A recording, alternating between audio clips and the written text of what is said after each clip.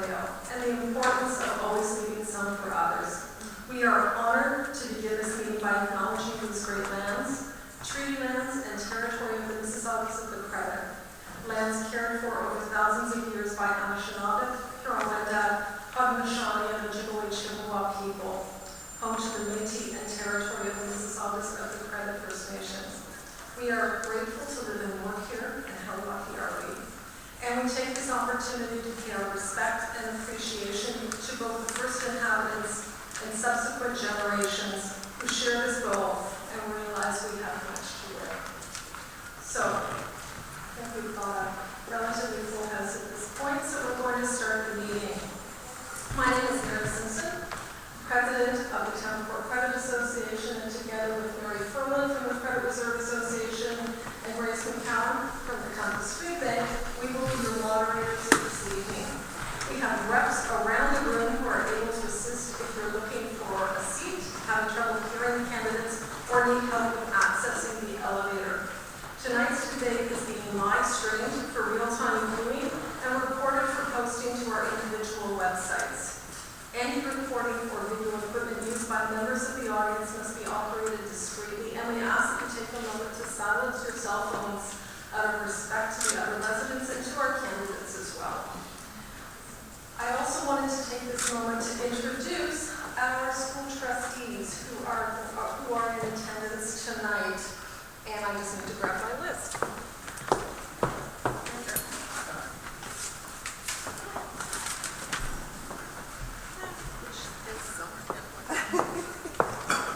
My apologies. I have my list of school trustees who are here tonight, but they're available to meet with each of you at the end of the evening, and I will introduce them by the end of today's event. Now, prior to the start of this meeting, each of the candidates has drawn a number which will determine their order of speaking for both the opening comments as well as their closing statements. Our timers are Donna D. Toth from TOPCA and Nick Dell from the Credit Reserve Association. Now, both the questions from the panel and those from the audience will be restricted to 30 seconds, with the bell sounding when time is up. Responses from the candidates will be limited to 2 minutes each. They will receive a 15-second warning sign from our timers, followed by the bell when time is up. To start our evening, each candidate will be given 2 minutes to deliver an opening statement to you. Following that, our panel will ask a series of 4 questions that have been pre-shared with the candidates in order for them to provide as fulsome a response as possible. We then open the mic for you, the residents, with questions, then back to the final 4 panel questions, with time following that for more resident questions. At the end of the evening, each candidate will be given 2 minutes to deliver their closing remarks. This is your opportunity to ask our candidates the tough questions, and they're here to answer them. But let's keep it civil and respectful for everyone who's come here tonight. At this point, I'm going to pass it over to Mary Furlan from Credit Reserve Association, who will introduce the candidates and begin the debate process. Thank you, Mary. All right, we have drawn numbers, and the first lucky candidate is Andrew Johnson.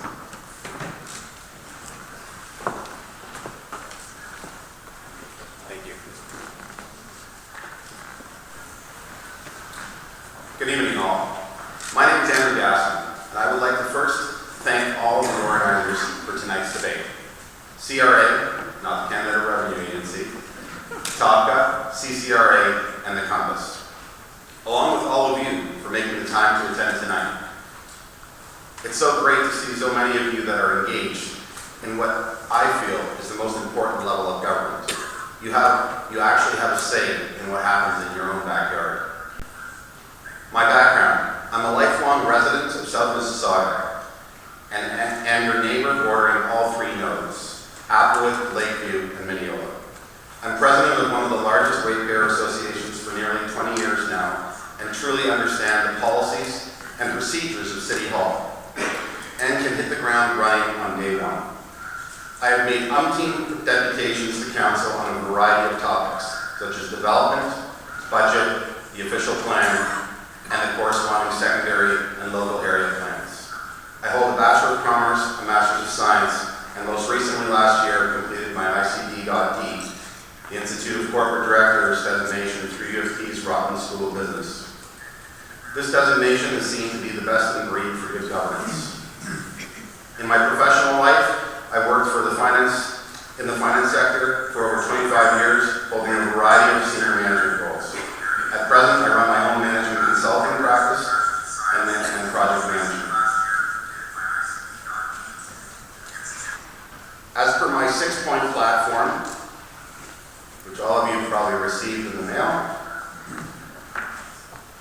my top 3 priorities would be as follows. Advocate for a 0% property tax increase in 2023 and balanced budgets going forward. Given the hard economic times, we've all seen it as late as yesterday, and our own finance minister has said it's going to be, is that my 30-second warning? That's your 2 minutes. Those are my 2 minutes? All right, I'll just finish quickly. Revitalize Port Credit Lakeview and safe neighborhoods and streets. Thank you.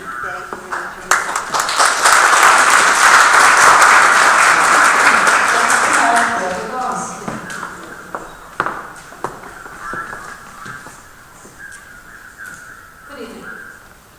I was asked to run my concerned residents. I'm happy with the past 4 years. I'm not a politician, but a community advocate. It was time for me to step up or shut up. The community gets the short end of the stick with the untethered growth, construction vehicles, noise, dust, and increased traffic congestion. The developers in the city get rich. What's in it for us? What are the benefits we get? Our parks are full, garbage not collected, washrooms closed, uneven sidewalks, residents scared to cross the street, poor local transit, our pedestrian and cycling infrastructure inadequate and unsafe. The incumbent has been outmaneuvered time and time again, opposing everything but losing council votes. The rest of Mississauga decides what is built here in Ward 1, not us. We need a solid plan for our roads, transit and mobility, working together along the Lakeshore corridor and not straining our side streets. The safety and security of residents should be paramount. Allowing our 8 to 80-year-olds to cross the street safely is critical. We see the rise of car thefts, break-ins, vandalism, homelessness, food insecurity, and precarious living with unaffordable rents. For over a decade, I have a record of bringing people together and community groups to work in collaboration, make change, and get things done on your behalf. The public realm must be great. Let's not leave anyone behind, and we all win. I'm Deborah Goss, helping make Ward 1 not only better, but the best it can be. Thank you.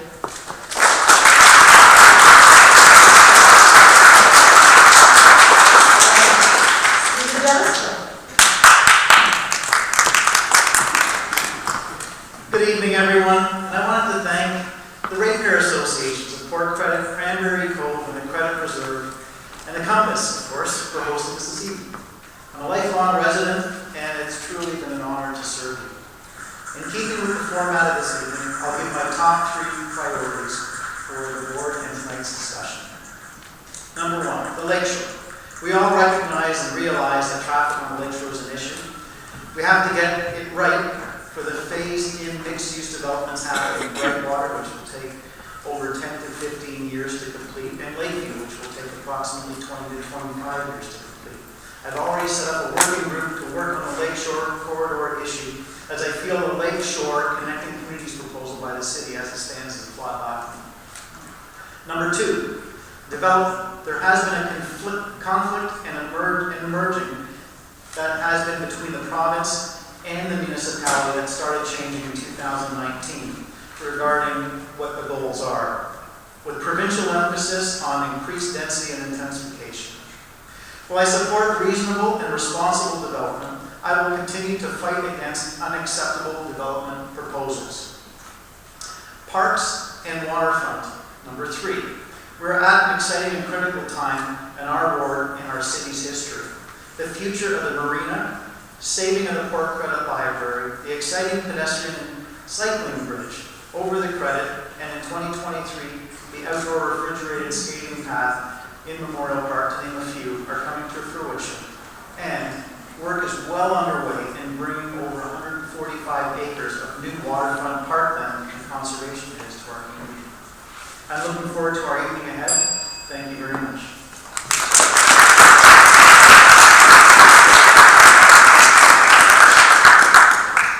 Thank you, candidates. So what we're going to do now, we have 4 questions from the residents associations, and we're going to do them in order. So just sort of cascading order. So Andrew, you went first, so now everyone's going to go first, and then we're going to go around. So the first question is for Dawn.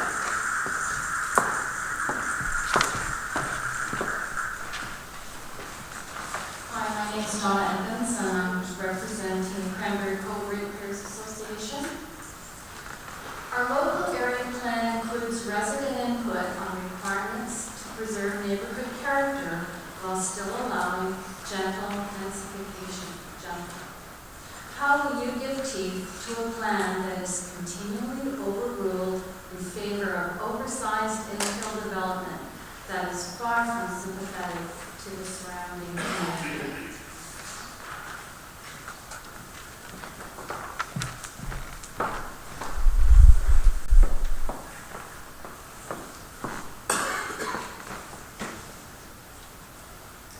Having worked on the finalisation of the Lakefield local area plan in 2015 with staff, and at approximately the same time as the Port Credit local area plan, this is close to my heart.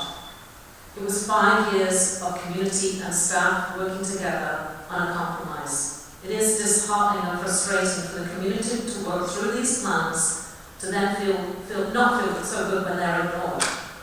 In the past 10 years, houses have been built either side of 9 small, modest 1.5-story homes, housing in some of these houses 1 to 3 people. Why are we so focused on building larger homes? The city permits these builds with little thought to the effects on the surrounding properties and the environmental impact. The planning department needs to hold firm on our local area plans. We have a committee of adjustment that appears overburdened, especially after COVID, with planning applications. We should consider splitting the committee of adjustment into north and south of the city and focus on the understanding by them of our local area plans and how we can do things better. We do need more homes, but we also need attention to the residents and the homes that we have in place. Thank you.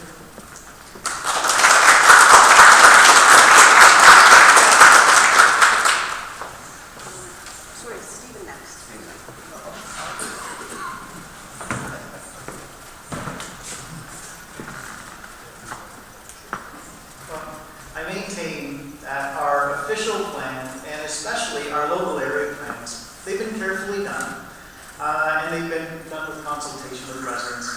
We have the development industry and respective ratepayer associations and citizens were all around the table at the time, and we should be keeping them.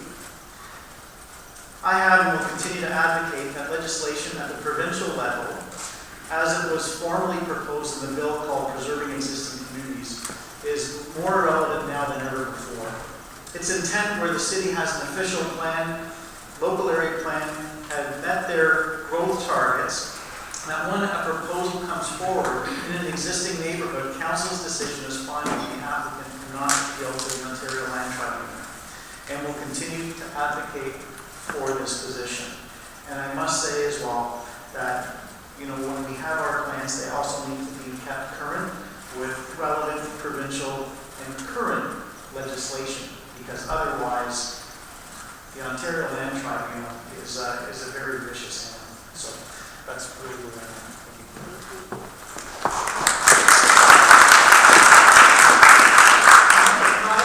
Next question.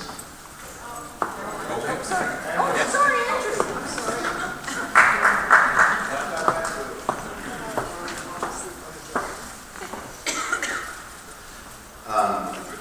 Local area plans and secondary plans should always be referenced and adhered to.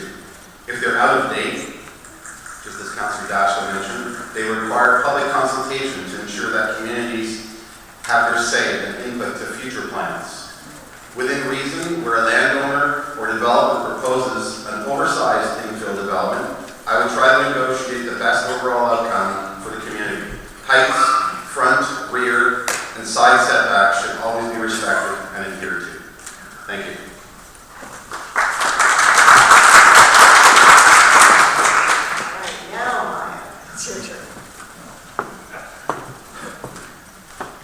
Good evening, everyone. My name is Maya, and I'm representing the Compass.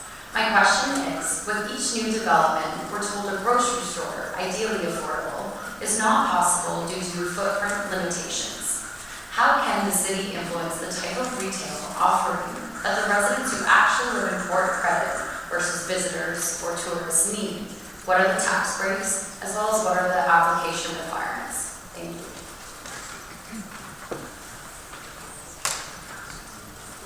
All right, see you. Yeah, all right. Well, I think the question really is on the affordability of the groceries. Right? So, well, I think as the Town of Port Credit Association is very well aware, and a lot of residents are aware, that's one of the first questions I ask of any potential developer coming into any of the communities. That what does this look like in terms of getting a grocer, especially a discount grocer in the community? Brightwater will be receiving a grocer, and while not on the affordable side, unfortunately, that's been determined so far, I keep pushing forward for that. And also looking outside of, a lot of folks are looking at having no frills, and I don't think we should be stuck at no frills. We should keep our options open, and this is what I keep asking for. And there is actually another European outfit too that I've been looking into to see if we can get an affordable grocer here, because especially with what we've seen on the inflation side, and even before that, an affordable grocer is very much needed in our community. Thank you.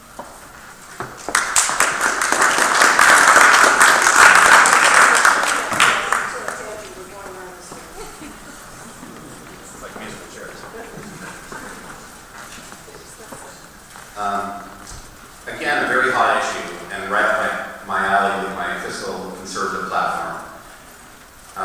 Inflation is out of control. We see it in the press every day. I've had folks tell me that they're skipping grocery bills. They're going to Costco every 3 to 4 weeks, and what used to be every week. With the loss of the local no frills store in the heart of Port Credit, we do need more grocery options. While I'm not in favor of the tax break for the Loblaws of the world, some developers are open to providing commercial spaces on ground floors so as to supply more retail options for residents. At times, this may simply mean negotiating with them in return for an extra floor of height. Thank you.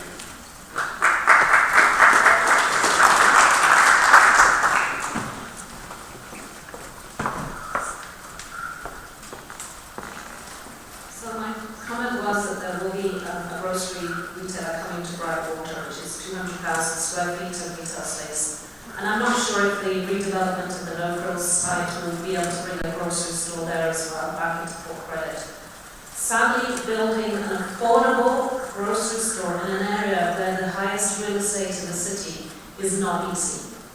The province and the Ontario Land Tribunal have removed our planning tools to plan properly. How can we push back on this? There is a need for progressive public investment during redevelopment. How can our city lobby corporations like the Metrolinx ground floor spaces or lobby Canada Lands as part of the deal? The lawn bowling site is already lost. How can we further this, and how can we speak to this by lobbying? Thank you.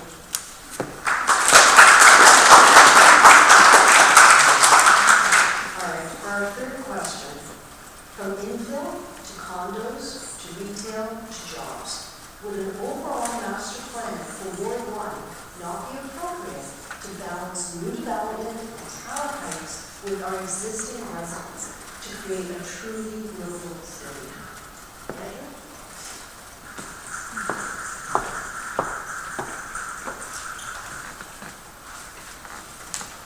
Thank you. Another excellent question. And I spoke to this at Monday's debate. We absolutely need to have an updated master plan for Ward 1, including updated local area and secondary plans. We also need to clean up the zoning maps, as it's a hodgepodge mix right now. Some lands are zoned minimum 2 to 8, some are minimum 3 to 6, while yet others are minimum 2 but unlimited heights. We cannot simply say no to all future development proposals. We need consistency along sections of corridors, especially if we want to preserve the port in Port Credit. Thank you.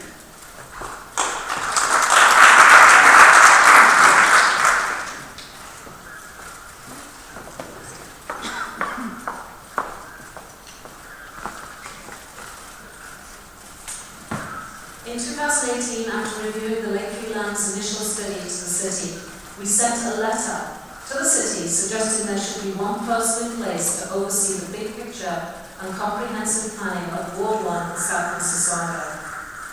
Given the amount of large-scale development, plus the 1 to 3 acre lots that have either been approved or proposed as development sites, it seemed appropriate that we should have someone who would look at our development applications in harmony with the roads, transport, green spaces, schools, hospitals in a holistic way.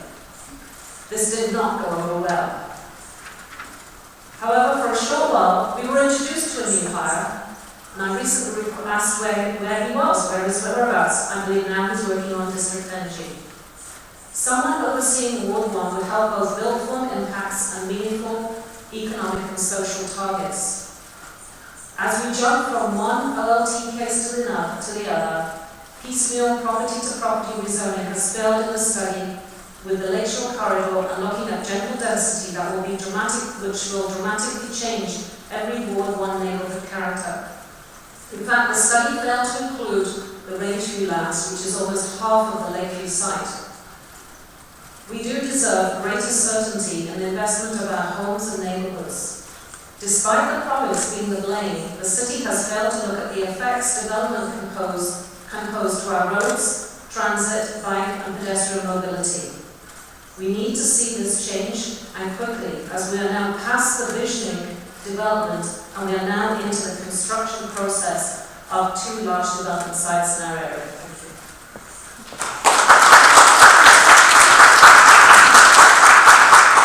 Thank you, and thanks again for the question.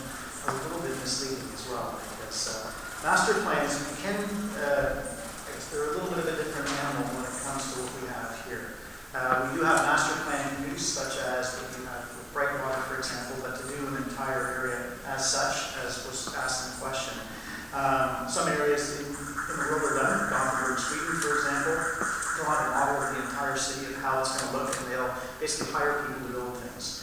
We can't do that here. The ward is very large, it's not uniform. And also, we do have an area manager for Ward 1, the whole area, that doesn't overlook that. And also, when it comes to treating Dundas the same as Lakeshore, it's just not practical.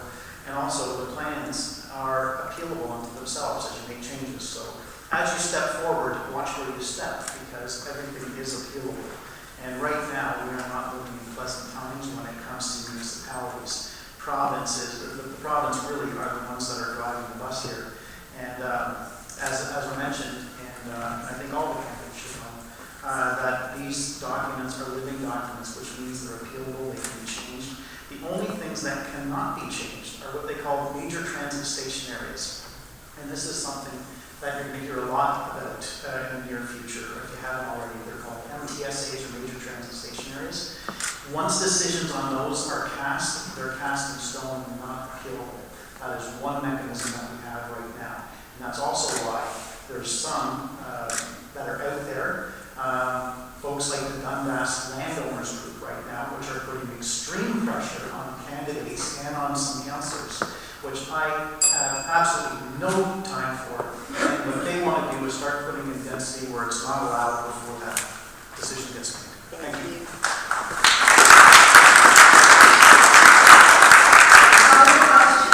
This segment is Richard from TOPCA. Thank you, Mary. I'm Richard Collins from the Town Port Credit Association, otherwise known as TOPCA. My question is, The province's new affordable housing report speaks to the need to increase the pace of development by reducing municipal input and silencing community feedback at the Ontario Land Tribunal. In fact, rumor has it that on October 25th, immediately after the municipal election, the province will be mandating no third-party appeals, meaning no public involvement. How can you, as a community leader, ensure that our voices are heard?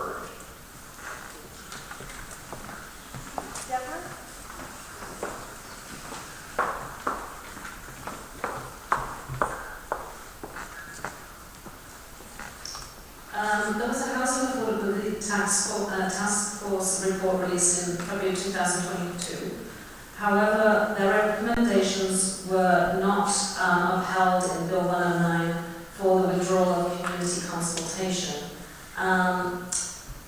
The bill does have significant impact on the city's ability to review applications in a timely way, and will have the impact on the need to retain more staff to undertake the review of the development applications in order to minimise application fee refunds. There's a 120-day deadline for when a planning application is brought to the planning department for zoning and OPS changes. Part of the issue is that we don't have enough planners in the planning department to get through the work, especially with the volume of development in our area. There should be a more realistic time for negotiations with developers.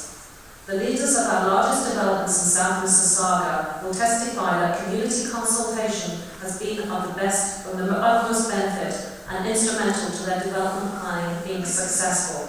Citizens who participate in these processes show significant commitments to help make the projects happen and successful development. And our previous Councillor Toby was a huge proponent of this. We are not NIMBY, we planned our own intensification. We do understand and support the need for more housing. We also expect smart development, but not development at any cost. With development also comes the responsibility by our city to the existing residents of the community. Ensuring we continue with the community input is paramount. Equally, carrying information back to you is equally important. This is not a one-way street.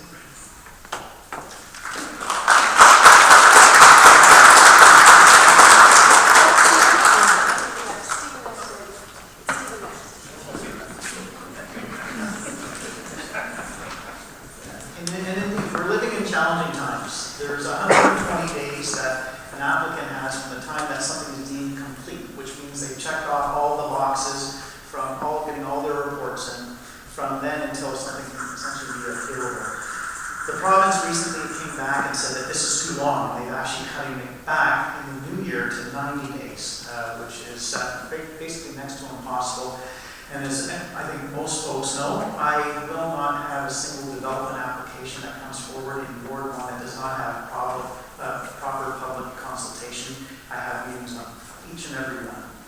So, and also, when it comes to the affordable component, I've worked with the mayor, council, and the development industry towards working on mandating 5% affordable units through inclusionary zoning on anything that's over 10 stories. And I believe that it needs to be implemented along with federal and provincial support to really make sure that it works. So far, that has not come in, but I've worked with the mayor and also at Brightwater, able to come in with 5% affordable units through the region appeal. And those are actually underway right now. That means 150 units and another 150 purpose-built rentals are going to be coming up. And also down in Lakeview, East Avenue, there's another 150. In Anewell, we did another 68 units. And 25% of those units are actually housing seniors right now. So, and also, so far on council, being a little more proactive too. They've actually been waived some development charges with regards to some affordable units as well to try to help them out. But definitely it's an issue that we all have to be mindful. Thank you.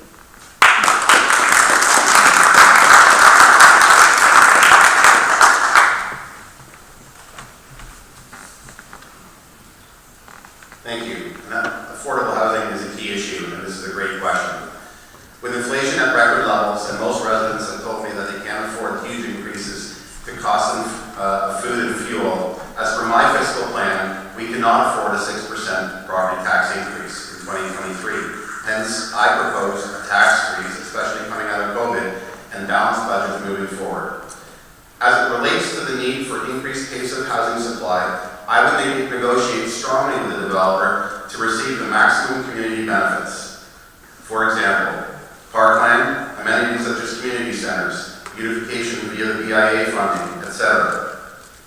The goal here is to minimize appeals to the Ontario Land Tribunal, OLT Ontario Land Tribunal, formerly known as the Ontario Municipal Board, and not have LPAT impose more densification than originally proposed. Councillor Dashko has almost said no to every development application along the major nodes of Lakeshore, Ontario, and Dundas, and not wanted to negotiate. Hence, developers simply appeal to the OLT after the required 120-day waiting period. This leads to increased legal costs for the city, and more often than not, a loss for the community since additional heights, massing, and densities are approved. My goal would be for developers to see the benefit of working with the community instead of going to LPAT. Everyone needs to work together to come up with the best result. Developers are concerned about their bottom line, and the community has other interests, but it is possible to find common ground. Thank you.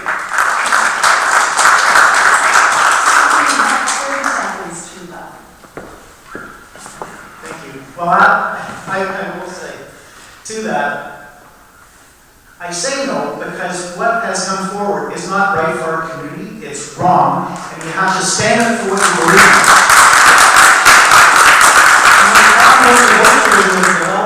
You can't go from 15 stories, what somebody's proposing, when 4 is allowed, and say that there's some common ground there. You've got to say no, and I will say no time and time again, because that is not right for the community, it's detrimental, and this is something that is absolutely unacceptable, and it needs to go to if people aren't going to actually see and turn the tide and come in with something that's respectable, then you know what? They need to go deal with it.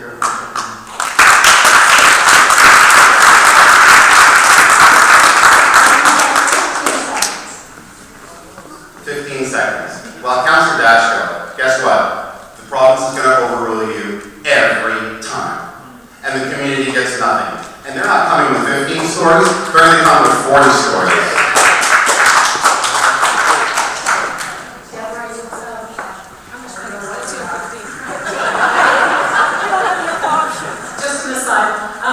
The Lakeshore East corridor study got set at 2 to 8 stories, and it didn't go unnoticed to the community that the same day a planning application came in for a planning agreement came in for acceptance came in for 11 stories. So it doesn't matter what you do there. That you set the limit, and even though the city set a limit with a study, the same day they came in with 3 stories higher. That got accepted by the OLT. Ontario Land Tribunal. Thank you all. So the next segment is we'd like to hear from you. So we have Grace McEwen from Compass is going to be manning the mic, and she's got the rules for Good evening, everyone. My name is Grace, and as Mary mentioned, I'm a volunteer at Compass. This segment of the evening is for the residents of Ward 1. We know that candidates have a number of followers in attendance, so we're asking them, in fairness to those who are actually voting in this ward, that you allow the residents the opportunity to ask the questions. You are permitted 1 question at a time. To ensure as many residents as possible have an opportunity, please keep it brief, within 30 seconds. Please refrain from making statements. If you have more than 1 question, you can rejoin the lineup for another opportunity at the microphone. And if your question has already been asked and answered, please consider asking a different question. If an audience question is directed to a specific candidate, it will be timed as follows. The specific candidate will be given an initial 2-minute answer. The other candidates will then have 30 seconds, and there may be a rebuttal of 15 seconds, as we saw before. So if you would like to line up at this microphone here, you've got 30 seconds. And please remember that this is only one portion of the audience Q&A. There will be another So if we don't get through all of you, you will have another chance at the mic. So please go ahead. Good evening. My name is Rick Halliwell, and I'd just like to know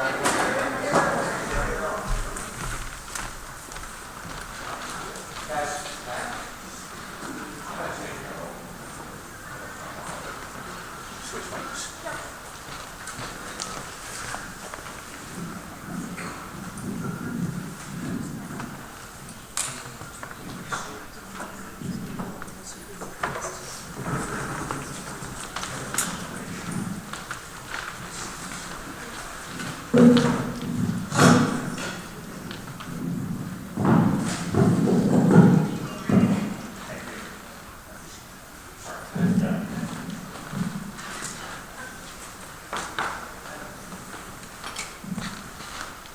Yes, good evening. My name is Rick Halliwell, and I was just wondering, with the tremendous influx of homelessness in our ward, what would you do about it?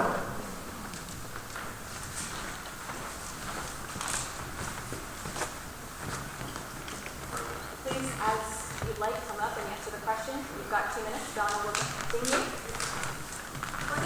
Sing you like our Sure, yeah. And it's I just guess put down. considering you don't have a mic, if you want to just stand up at the table and give your response, that'd be great too.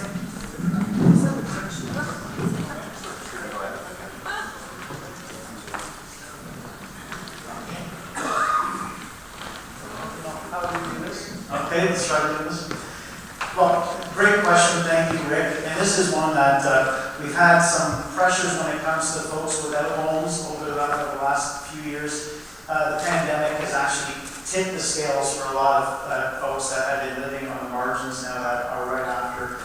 And then on top of that, we've had folks that were in Toronto in the encampments. When they were decamped, they also started gravitating over into our area. It's not a big community, word gets out pretty fast. I have had crisis workers from PO that go out and see folks in the community on a regular basis and tend to meet needs. They're all very different and different unique situations. There's no one in the region of PO that will go without having a shelter over their head at night. Sometimes it is with regards to choice, but also at the same time, we are drastically behind and have been for many, many years in terms of where we are for housing. And this is where we're playing a lot of catch up right now. And this is where you're seeing things like inclusion and zoning, et cetera, that are all getting worked on. And right now, what's underway in Ward 1 alone is we have over 300 units that are underway to house folks. But the need is dire, absolutely. And I see at the Compass on a regular basis that is the case. And I know that we live in an incredible community where everybody's pulling together to make sure that people do get the help that they need.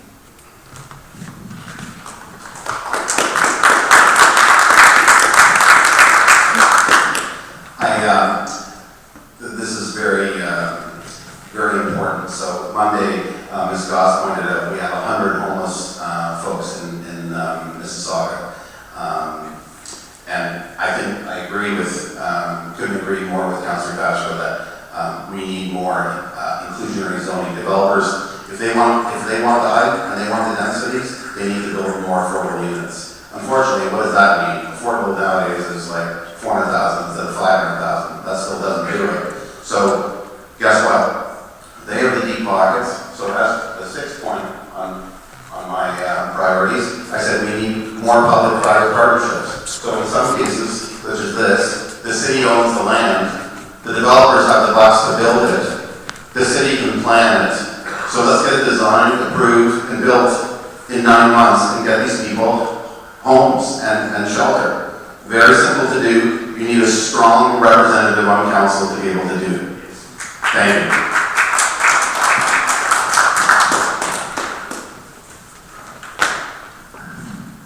Thank you.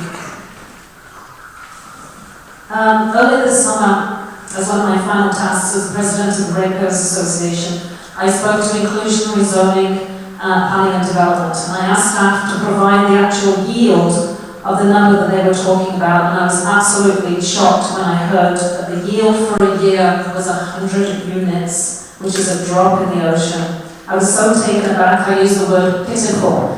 This has been going on for decades, and we can blame the region, we can blame City Hall for not moving ahead with more affordable housing. It's not just the last 4 years, this is the last 20 years. We're attempting to increase the housing stock of affordable housing in some of the most expensive building areas of Mississauga down in Ward 1.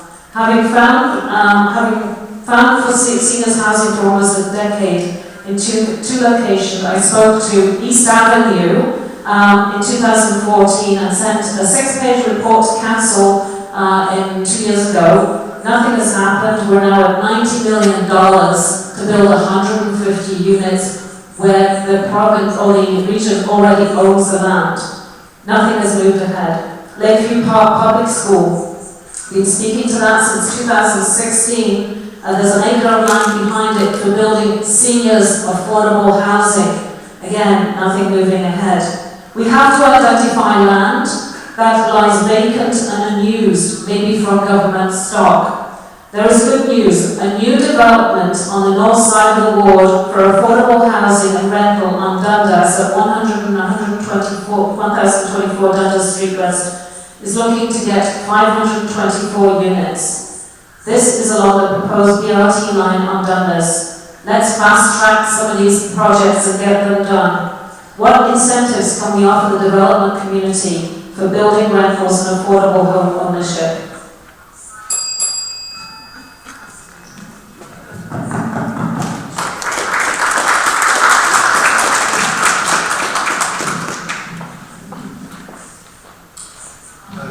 Good evening. Before I give my question, I just want to say that it warms my heart to see 3 strong, serious candidates in this ward. I didn't know what to expect this evening, but it has been very pleasing. But to my question, I have 2 young, no, not too young, teenagers, late teenagers. I hope that in the coming decade they will launch as adults and buy their own homes in Mississauga. Right now that seems very unlikely because prices are so high, and it seems to me that prices are so high because the supply is so low. There have been a few disparaging remarks this evening about buildings as high as 10 or 20 or 40 stories, but frankly, having such buildings along Lakeshore or Dundas where we're planning to put in transit seems important. So what will you do to allow for not just gentle growth, but all the growth we need to allow people to live in Mississauga in the coming years? Thank you. Andrew, do you want to go first this time? Sure. You have the mic, back up and right next time. No, you can go there. Yeah, you can have the podium. Thanks. So, very good question, sir. So, it relates back to what I was saying earlier. So, if you say no, as the current councillor has done, to every development along major transit nodes, Lakeshore, Highway 10, Dundas, we don't get supply. It's tied up. The city's red tape. I mean, there's a reason why Premier Ford is stepping in and intervening with all municipalities, planning departments. Developers have told me they take 3 years or more to get a property rezoned, then it takes another 3 years to pull a permit, and it takes 3 years to get site plan. One developer told me it took 7 years up in Streetsville to get a townhome development approved. No wonder we don't have supply. So you can say no, you can be firm no, and no. Well, guess what? The province is going to take over, and then you get what you get. So we need to work with developers. We need to speak with them. We need to get.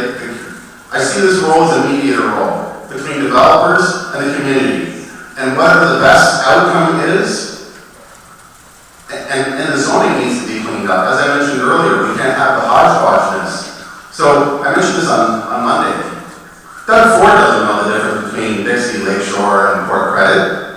His committee, the whole team just looks at it and says, Dixie, Lakeshore, that's on a major transit node. The BRT's coming. 12 stories.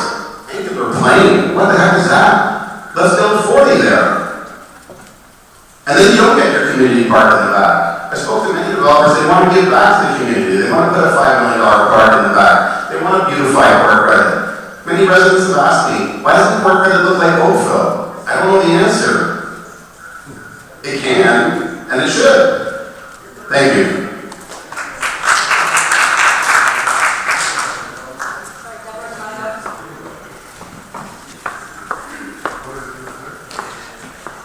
Ward 1 is a community award that's planned its density for 16 years. We have met the low end of the guidelines for what we need in density along the MTSA route and on the south side of Lakeshore. You can't have density everywhere. People have to move. We have a lake on the south end. We can't get out. We know we have no 360 degrees area to get out of this area. So we have taken the density. We can get more with general density. We can get a lot more. But with that comes other issues, parking issues. I can attest to having 4 boys, 3 living at home with us, all working, all with the vehicles. How do we park the vehicles? And a lot of people are running to this. I spoke to many people as I was canvassing around the ward. So there are other problems that come. We also have seniors that would like to move. They can't afford to move. They can't leave their homes because those are the affordable homes they moved into 15 years ago. So how do we deal with that? We need to look at this in stages. We've taken our growth down in South Mississauga. There's plenty of spaces elsewhere that we can also intensify. And we need to look at gentle growth and how we're going to move ahead with that. But we also have to remember that people have to be able to drive in and out of the area. And transit isn't coming anywhere soon. Thanks.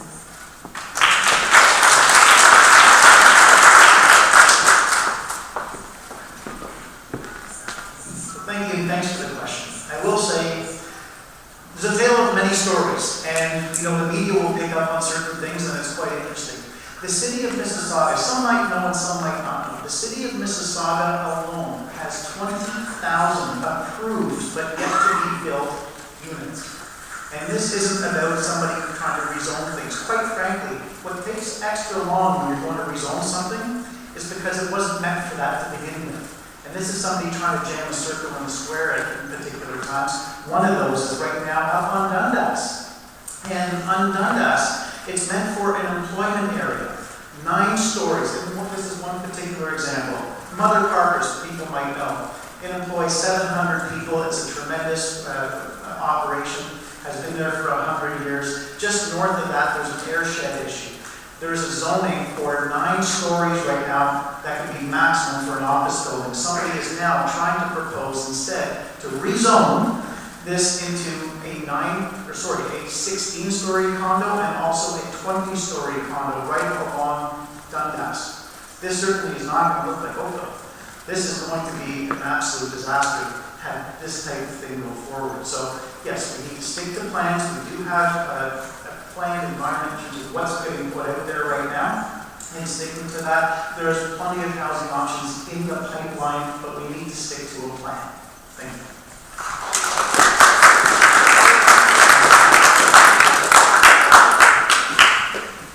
You've got, I think, 30 seconds. We kind of touched on this on Monday night. Councillor Vasco refers to the Mother Parkers on Dundas, which has a coffee smell, and it's an industrial zone area, and landowners want to convert their industrial zone land to residential to build purpose-built rentals and build affordable housing. And he says no. Why did he not say no to Lakeview Village? When I first looked at the plan, I thought it was a great plan. Lots of gloss, lots of glamour, looks great. Then a resident told me to look at the topographical view. It's right next to the Lakeview Water Treatment Plant. 3 open pools of raw sewage. You don't put 8,400 residents next to poop, Councillor Ashton.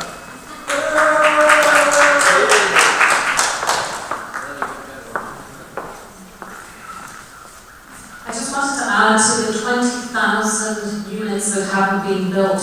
We have 10,000 houses in Mississauga that are not lived in. How many empty houses do you see in your area? Housing has become a commodity, sadly.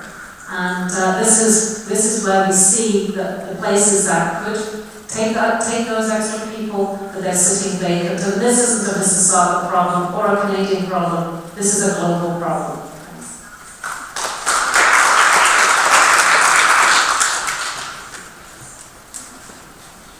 I'm Brenda McGarrell. I live on Front Street south of Lakeshore. My priority tonight is to speak about safety and security in Port Credit.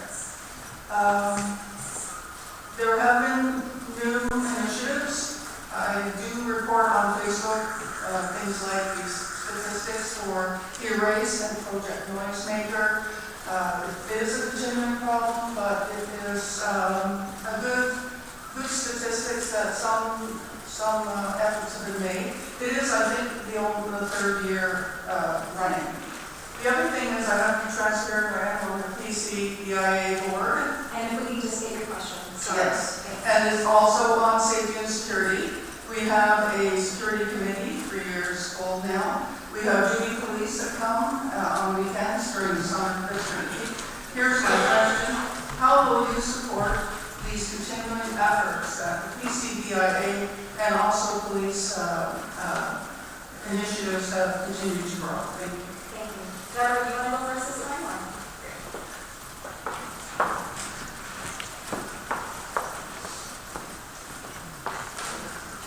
I work for a forestry company.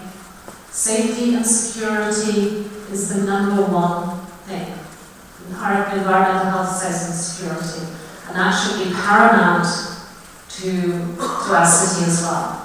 So it's imperative that we look how we can assist and have traffic calming on Lakeshore Road, how we can make the 8 to 80-year-olds crossing the road safe and secure. We have far too many accidents, especially in the last couple of years. I would like to see one of the things happen that we haven't seen for 10 years is to bring back the community police station. We're going to double our population in the next 15 years. I think it's important. These things take a long time. Let's start planning now to bring back that police station. The closest place that I know of is Erin Mills, and I think that's important. But also traffic calming measures along the Lakeshore Road. It's no longer Highway 2. We have to think about it in a whole different way, and we have to be innovative in our thinking. Thanks.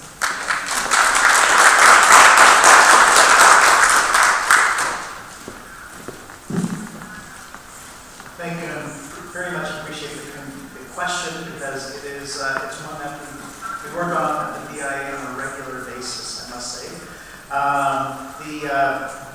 I work quite a bit with Sergeant Watson, and Sergeant Watson has been assigned down here.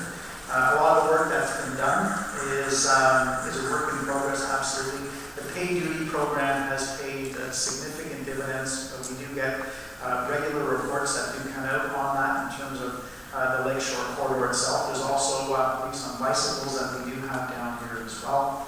And also, I have been speaking with Sergeant Watson and with Chief Nish about having some more permanent, longer-term presence that's down in Port Credit as we continue to grow and then address issues. And also in direct. I've been advocating for quite a while. We've got a petition as well that's asking for some dramatic changes to modified mufflers, which modified mufflers also would go with speed. And this was two that I've passed, one at the city, one at the region, unanimously done at the region, asking for the mufflers over 80 decibels to be banned, and also for minimum fines of $500. Currently, the fines right now, you'll be very saddened to hear, are $85, and nothing says that you have to take anything off the vehicle. So this is Project Noisemaker. The police are out there doing their best to combat this, but at the same time, they don't have the tools to deal with. So we need to make sure that they do end up having those tools also to deal with. Thank you.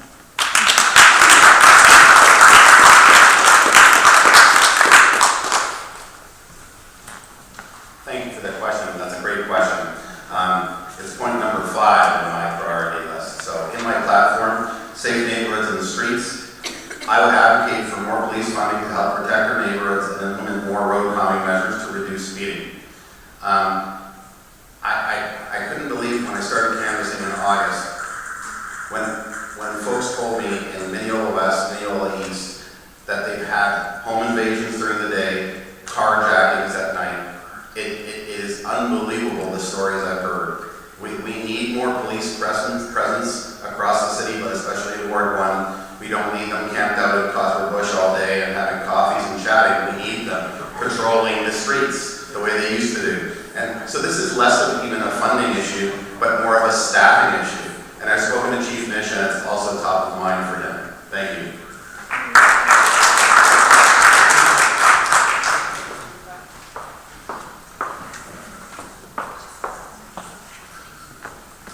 So very quickly, I had to actually, my husband had to call the police during summer. And we were told by the police officer there were 2 patrol cars, each with 1 officer between the Port Credit Lighthouse and Queensway and the Etobicoke Creek, which I was quite taken by that. He also told us that if he gets called out, which he does to Malton, that we could potentially have nobody patrolling now. I'm sure Councillor Basco can speak to that. As for Project Noisemaker, that's important, but for that we need enforcement, and the enforcement isn't happening. So that's what's going to end some of these problems with the noise.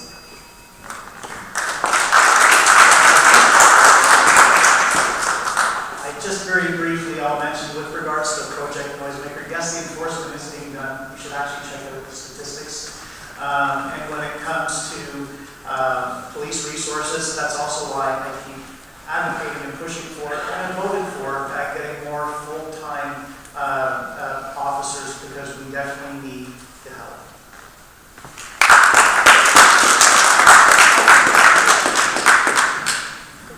Thank you. Chris Mackey from Cranberry Cove. And first, I should like to say I appreciate all 3 candidates running for council. It's not for the nobody cast it. Apparently there have been 7 pedestrian and cyclist deaths on Mississauga roads in 2022 to date.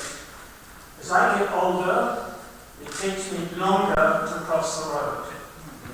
What infrastructure improvements would the candidates support in order to improve pedestrian and cyclist safety on Mississauga roads, and how should these improvements be funded?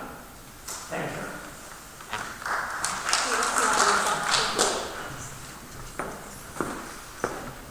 Hi, Chris. Good to see you tonight. And just wanted to say, any fatality and inclusion of that sort is unacceptable by all accounts.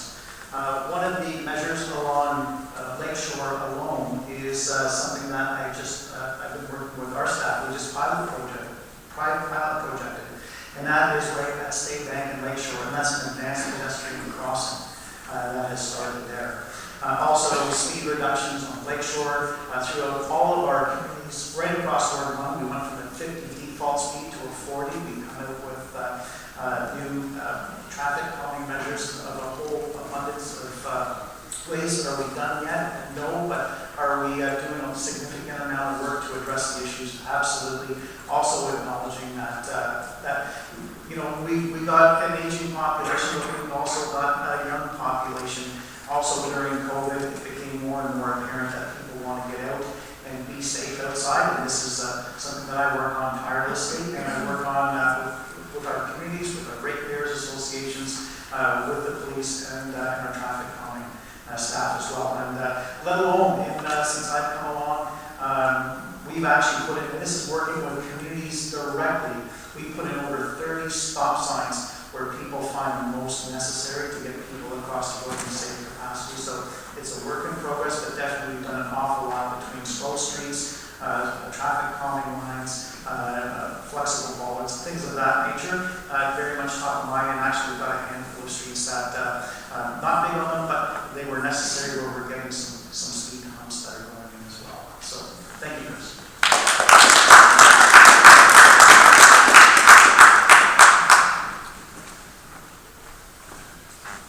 Thank you, Chris. Excellent question. Those advanced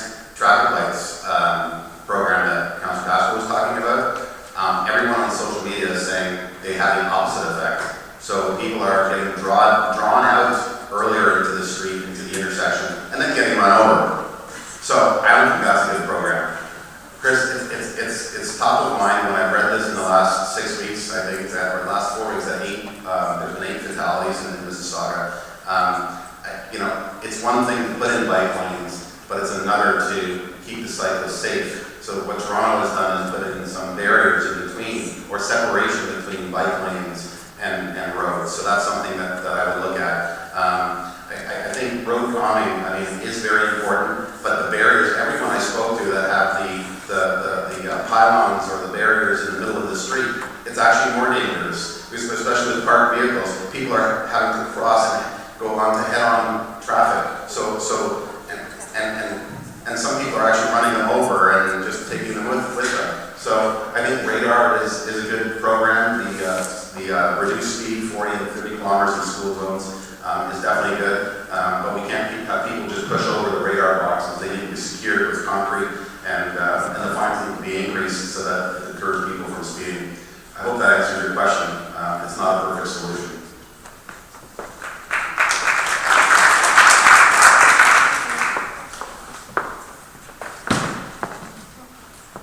The first thing we need to do is to stop prioritising the car.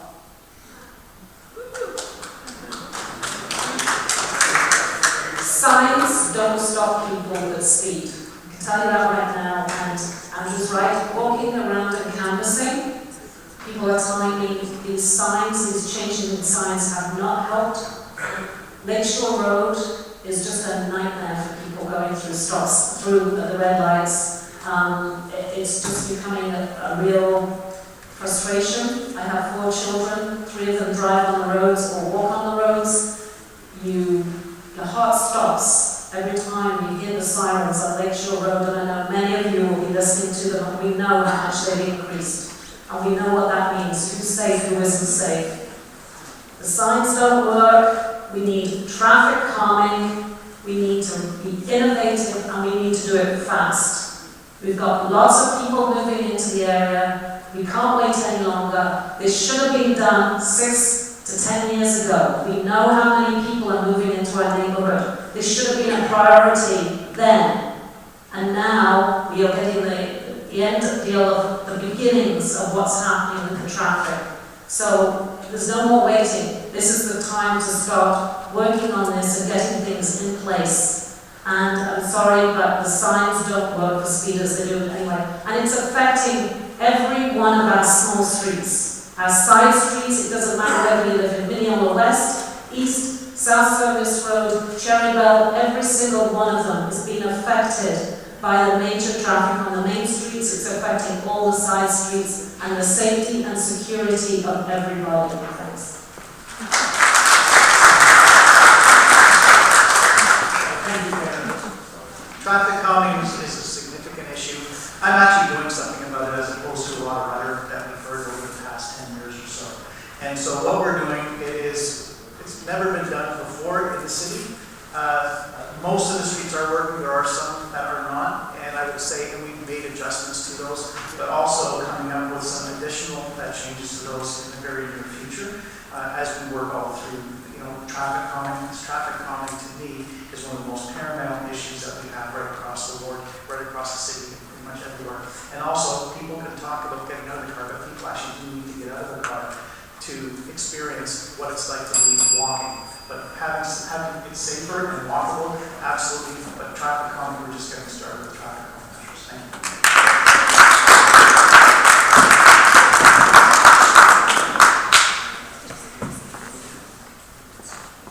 There are many examples around the world of cities that have far more density than ours. All we have to do is search the internet. Traffic calming exists throughout the world very successfully. We just have to get on with it.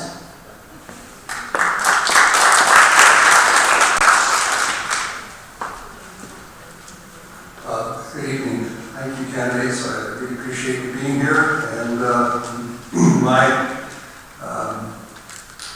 option to give a comment and a question. I am a 40-year resident of this area. I have a modest house. My taxes have gone up fivefold because of the allowance of these monstrosities that are all over the place. But my services have been probably worse than they've ever been. So I'm not getting value from my property tax, quite frankly. But that's not the question I have. I'm retired now, and I probably won't be able to afford to stay in my house. And I'm seriously thinking of moving. So the question to all of you is, why should I stay? That's sort of a PR question. Why don't you give a high-level reason as to why I should stay in Port Credit?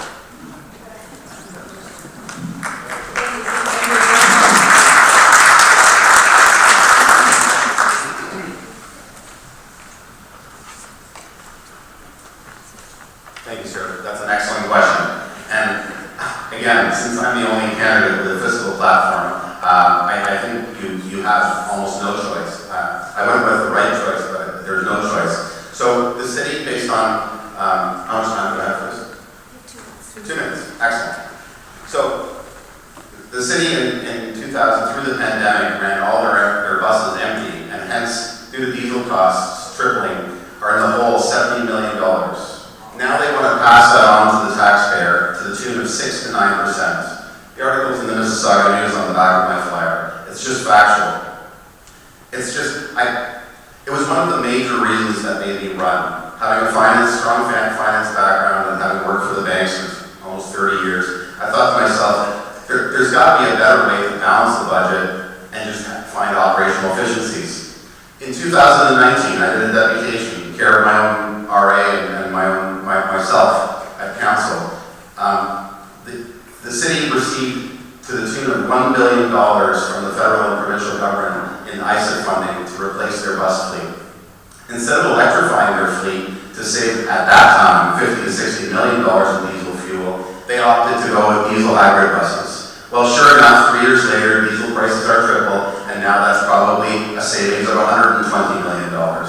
Poor operating decisions. This is like a board. The council is the board of the city, and you are the shareholders. The taxpayer is the shareholder. So why should they, through their own bad fiscal plan, poor operational decisions, and bad fiscal management, pass that on to the ratepayer? And by the way, it's not a one-time deal. They increase 7 to 10% next year. That's perpetual. So on an average tax bill of $10,000, now that's an extra $1,000 a year over 10 years. And then those increases on that as well. So I feel for you. The reason you should stay, Mississauga is a great place to live, and I think with the proper fiscal management, we can keep your taxes in line.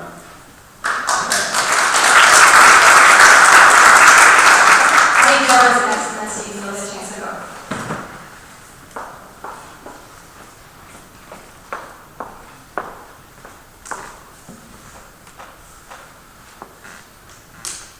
Andrew's such a downer.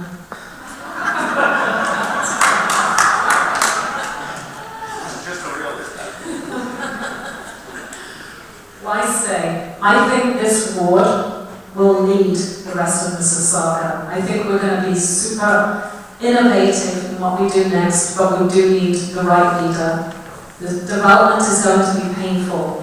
We're going to have fantastic green spaces. We have a wonderful arts community. We have very interesting and creative people.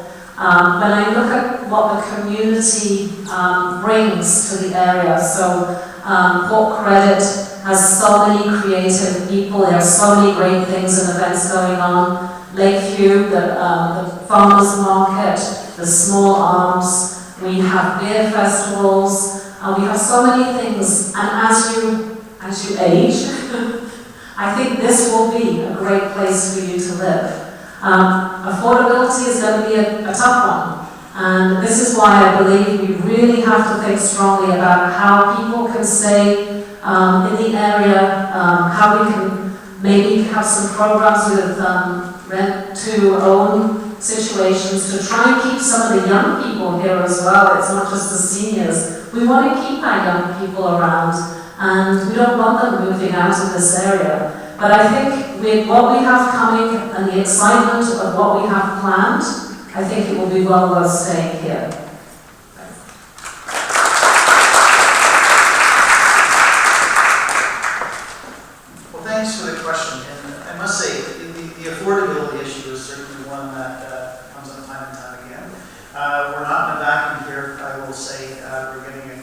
and this is ongoing pressures that we continue to deal with. impact assessments as well. We had a 1.5% tax increase at the city to keep up with things. Impact assessments come in and jack them up even higher, unfortunately. But when it comes to, for example, the talk of this 5.5% tax increase, heck, why not just say 10 or 20? I mean, this is just not factual right now. We haven't even started our budget process. We have had an update which came from our finance department, but also we are looking at this, the province of Ontario that just had a $2.6 billion surplus, and there's been also talk of that filtering down towards the municipalities as well. We have had that, our buses that were basically sidelined because 80% of the ridership down during the pandemic was down. That came through in terms of getting basically covered off, if you will, by the province who saved, who started funding, things of that nature. But why stick around? The best is truly yet to come. As I mentioned, we've got over 145 acres of new waterfront parkland and conservation area. A lot of amenities. I've worked extensively to make sure that we've got a terrific place and environment for us to be, and from anything from making these more walking friendly, pedestrian, walking, cycling, being outdoors, protecting our tree canopies, etc. Really, the best is yet to come, and truly, we are the jewel of the crown of Mississauga, as Hazel has said for many years, and she's been kind enough to spend some time with me. I will say that the best truly is yet to come, but I understand that the issues that you're having, especially next to you, can possibly have one of these McMansions, as I call it, and that is not helpful at all when it comes to some of the property tax rates that we have.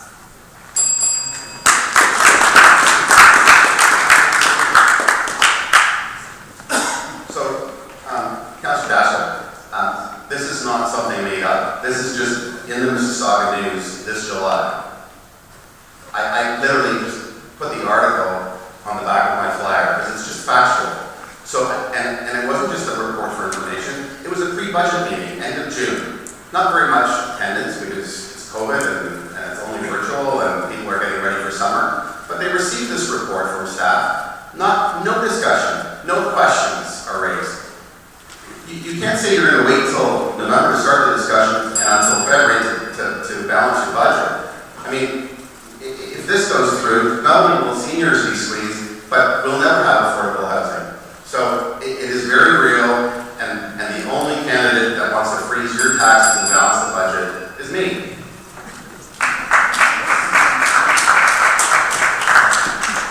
Just want to be clear, that was actually an update, an information update that was provided exclusively, or pardon me, only.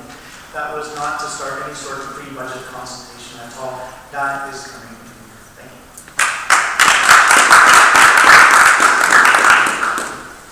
I'm Pearl Chamberlain, Applewood Acres Homeowners Association, and we think we're the crown jewel. Anyway, enough corporate talking about it. Many members of council have been there for many, many years, as we all know. Would you commit to not seeking re-election beyond 2 years? Starting November this time. Terms, 2 terms, sorry. 2 terms, not 2 years. Yeah, 2 terms, sorry. Quick answer to that one. I believe in term limits, and it's one of the things that I would, as councillor, enforce immediately. I think it's very important. We need to turn over our councillors. We need fresh blood in council. We need younger people. We don't want people that are sitting there for 20, 25 years. I think that's really important. Thanks.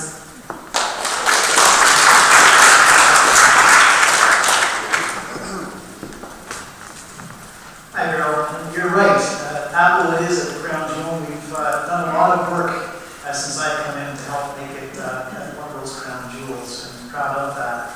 And I would say, when it comes to term limits, everything has to be looked at to what we have to offer.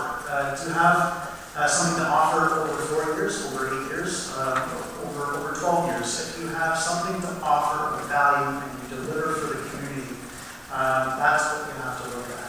And I will say there are some people that definitely have outlived their time, for sure, and then there's others, quite frankly, that are extremely effective and you want to have them at the table. And right now, especially right now, during these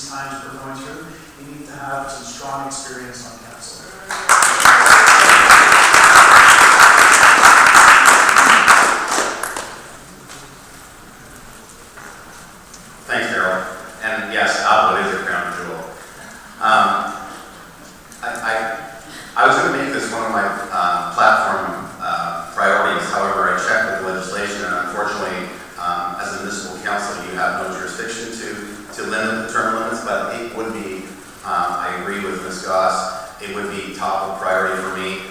This is not a job that you do for 20 and 30 years. Boards have term limits. I've served on several boards. You have 2 or 3 term limits, usually 3 years each. After 3, 6 or 9 years, you're out. You need fresh blood. You need fresh eyes. This isn't a job. This is the board of the shareholder, i.e. the taxpayer. So staying in there for a lifetime, just to collect a pension, not my plan. Thanks.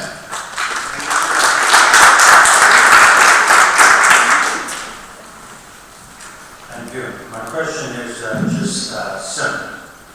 Other cities like Cambridge restrict where election signs can be placed due to select streets. Mississauga looks a mess now with all the election signs, not to mention the negative impact on the environment. Would you support a Mississauga bylaw restricting election signs to select streets? You can go first. I think it's an interesting question, and each municipality, 444 municipalities right across Ontario, they all have their own unique and different ways to do things. Also, you have to look at the enforcement component. People have talked about how do we get things enforced. You can have rules, but how do you enforce them? One rule that the city actually looked to do was that we could have no more than 1 election sign per property. That had to be changed pretty quickly because during the provincial election in June, they were plastered right across the entire city. And so enforcement was completely overwhelmed. So there needs to be some significant work to be done on that before you implement something like that. I think it's worth having a look at, but what streets get picked, how many, etc. I mean, it's a complicated animal for sure, but it would need to be done with real thought done, as opposed to just making a knee-jerk, quick bylaw that ends up becoming absolutely useless, quite frankly. But yeah, I agree. In some areas they tend to be put up on development properties, on hoarding in particular areas, and plastered on that, the side of grocery stores or whatever it is. But I think if people also request them, and people say that they would like a particular candidate's election sign in front of their house, then I think that they should also have that right as well. Thank you.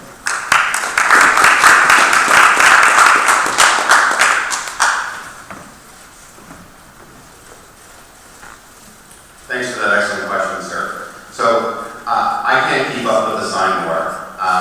Incumbents have the finances, the machinery behind them to plaster signs everywhere. I went with key sites that I thought were good sites, asked landowner permission, placed signs there. Interestingly enough, this week, many of them have come down, and I don't understand why. In one instance, the mayor has replaced my signs with her signs. Catherine Atwater, I'll be frank. Starting on September 26th, 27th, I think I had 40 large signs with permission on Lakeshore, and they were all gone.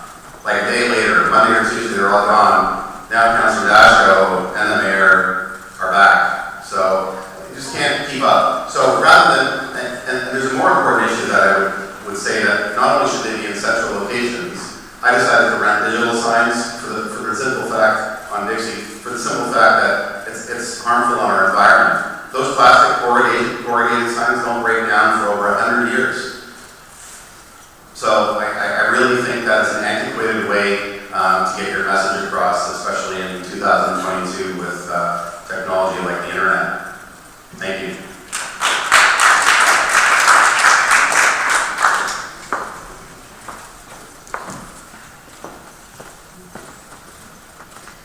I really dislike sign pollution, and that's what I feel we're in right now. It upsets me. I dislike the effect this is going to have on our environment. So many signs. Let's stick to certain streets. I think grocery stores, put one on them. We don't need to have 50 on them. Big budgets need big signs and lots of signs. I don't have that many signs, let alone my signs I've taken down too.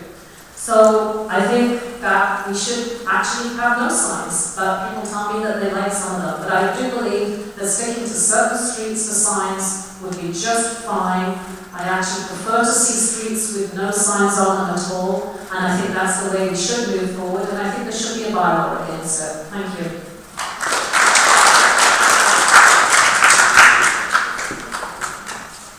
First, I'd like to say, the ones that take signs and remove them, it's when they're in the wrong place, quite frankly, and that's what city staff go out and do. So trying to restrict them to certain areas and things like that, that's what you're doing with staff. You're having them going around to sanitize areas where they're not allowed. And if somebody else, whether it's the mayor or myself, we go in and we put signs up, or anybody, you do it in or you do it, get them, you put it in the wrong spot. We've all had our signs removed because they've been in the wrong spot. I've been not immune to that. I've had my signs removed as well. But quite frankly, if people have support out there, and you know what, if people want to have their support displayed by the residents, then they should have that way as well. We are in democracy.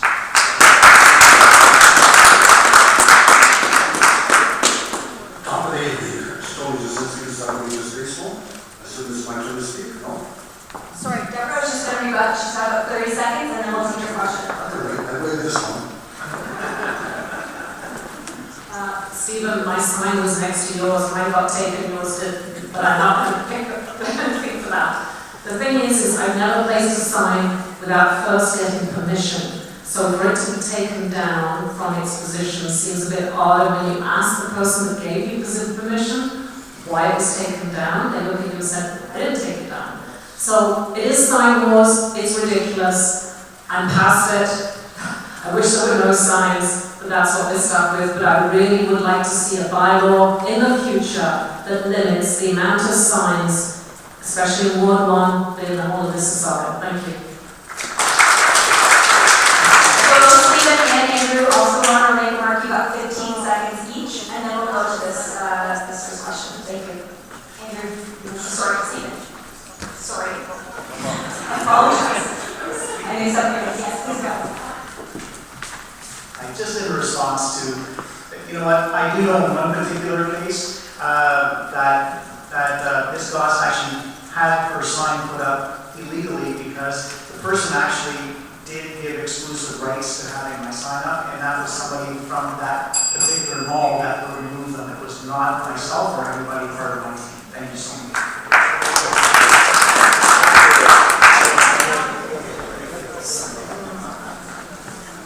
Oh boy.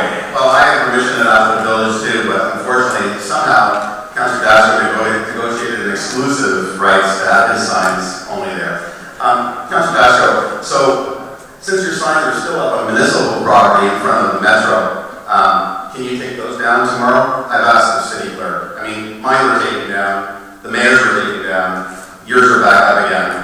Let's be fair.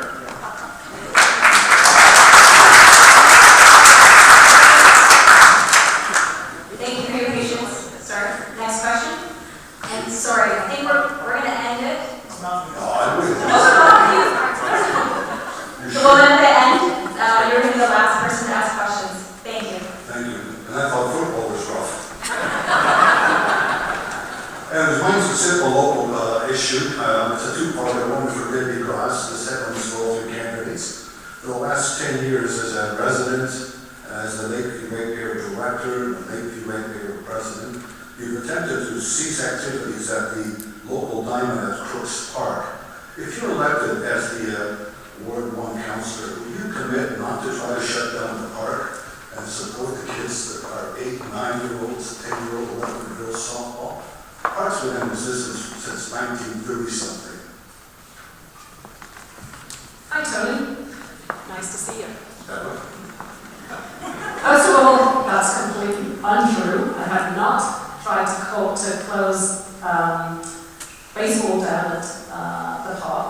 I live close to the park. I'm very happy to see people playing in the park.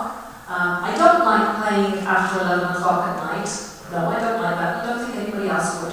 However, the waterfront park strategy of 2008 and 2019 refresh spoke to identifying, taking organised sport off the waterfront and leaving it for families to have spontaneous play.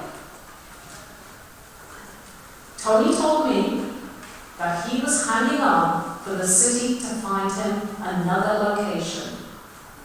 The part of the problem with A. Crooks Park is that it is in a situation that's been there since the 1940s, when the local Businessmen's Association put a baseball diamond in, and the concern is for the safety of children who are running across the street and diving under cars. Because it is waterfront, we have a lot of people, especially during COVID, that have been moving around, and I know baseball wasn't on during COVID, but it has resumed. And the thing is, it's very dangerous. The children play on the edge of the park, right next to parked cars and cars that are moving through the neighbourhood. The lights at A. Crooks Park are past their life cycle, well past. And it's time that the lights were gone. And the waterfront is better used for paddling facilities, but that does not mean I want to get rid of the baseball diamond. What I think was a marvellous idea was by former Councillor Jim Tovey, who suggested, while standing on my property, that we put in a heritage baseball diamond area. And I think that would be a fabulous idea when we just send an acknowledgement to the fact that baseball has been there for since the 1940s. And also look at the fact that when the baseball was there in the 1940s, that it was only local play, and now Tony's organisation has become a regional organisation, and the people attending are not just young children. We have 18-year-olds, 20-year-olds playing with girls softball there as well.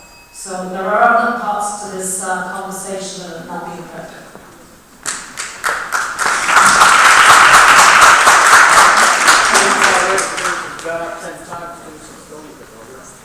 Well, I can't say enough about the Mississauga Majors. I think that the Majors are the gold standard of what you would want to have your child involved with. And A.E. Crooks is also one of those spots that the Majors play on. They are a model.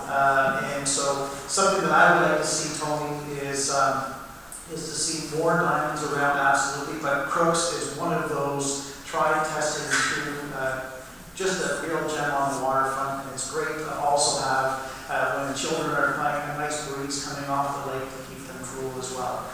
So I can't say enough about the organization and also how things run. And so looking for many more years to come when it comes to the Mississauga Majors being active and having children playing as they should in a safe environment.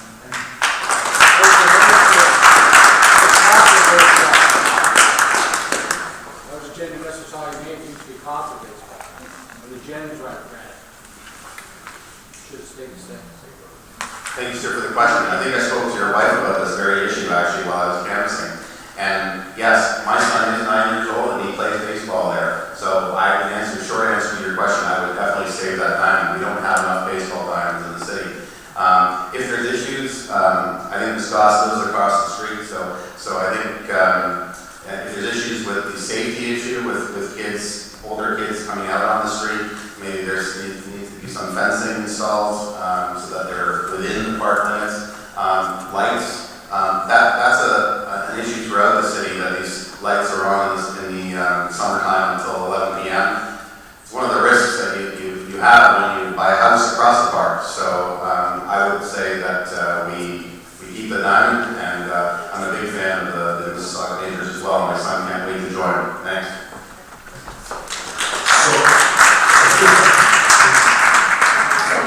Just 30 seconds. After Deborah goes, we're going to limit rebuttals now, so you can just limit all of your answers to the 2 minutes that you have, so we can get this going a bit quicker. Thanks.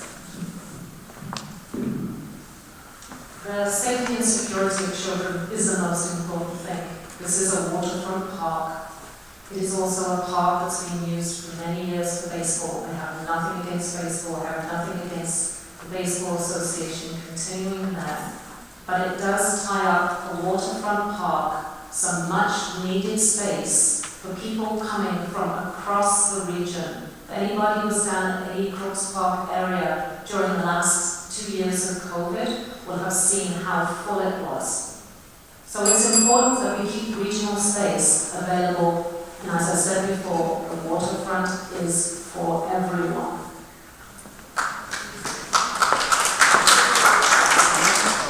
So I don't want to get into a debate, but that's Sorry, we're going to have to limit your question there, and the candidates will be available afterwards if you would like to keep the discussion going with them. But just for the respect of the people who are waiting in line behind you, we'd like to hear those questions as well. I appreciate that. The only thing I wanted to say is, I did want to get into the debate already, but the only thing I'm going to do is what my math teacher taught me. When I hear rubbish, it's rubbish. Yeah, baseball's went up 10 times since you took over. So can we hear the next question? That'd be great, thank you. This is Richard Antonio of the Peak Poverty Action Group and the Peak Health Coalition. My question to the candidates gets to the heart of housing. We have to be, in some way, shape or form, more focused on housing first, and the heart of housing is affordable housing as it relates to rent geared to income type of housing.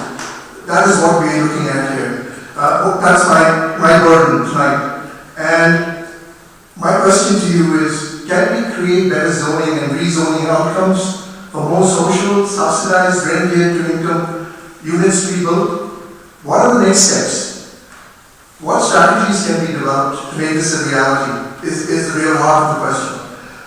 We do the same old, and we can't expect a different result. So what can we do? Thank you. Stephen, we'll start with you.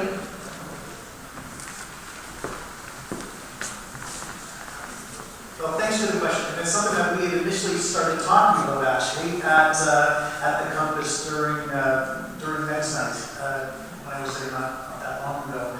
And some of the initiatives that are undergoing right now, I think a big topic of our conversation was inclusionary zoning in terms of where that's taking us right now. So that's certainly one part of the larger puzzle. And it also happened to be a situation where for years and years, you had one government punting into the next government, and the next government, and the next government, and nobody actually took ownership of the file. And this is where you're getting this, after a very long time, a very long growing waiting list that this is underway right now. And this is why you're also seeing a lot of activity that is happening from the city of Mississauga, pushing basically, it should be from the federal government pushing down to the cities, and right now it's the other way. It's the cities right now, especially the city of Mississauga, pushing all the way up to the top. This is where you're going to see some change that is happening. But in the next several years, in Ward 1 alone, you're going to see over 700 affordable units coming on stream, but they can't come on soon enough. And we're going to continue working on that for the as we had talked about not that long ago, and then we're returning to. But thank you so much for the question.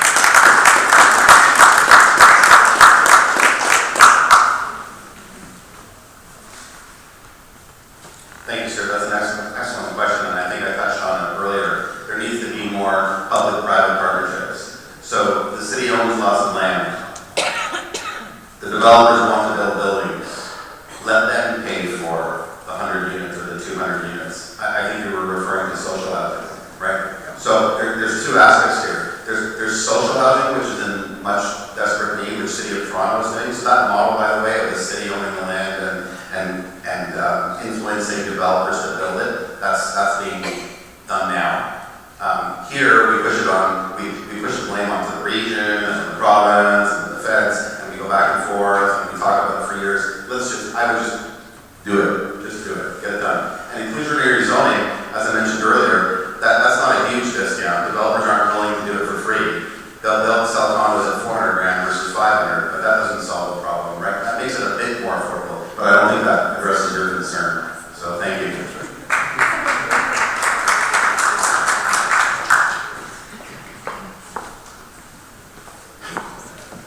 I'm just going to repeat what I said earlier about being at City Hall and getting the yield number for inclusionary zoning for the whole of Mississauga, 100 units per year. How's that going to help? What incentives can we offer the development community for building rentals and affordable home ownership? And I just wanted to mention, as of August, the federal government has moved ahead with a rent-to-own housing program, $2 billion worth of spending towards a previously announced plan to double home building over the next decade. How can we tap into those funds? We can't do it fast enough, but we need to be doing something, and we need to be doing this fast. This has been a problem for decades, and it hasn't moved even in the last 4 years. Like, we've identified the spaces, East Avenue, we've identified spaces within Ward 1, but nothing is moving ahead. We just see things shuffling around, more money asked, but we don't move on. So we need to get on with it.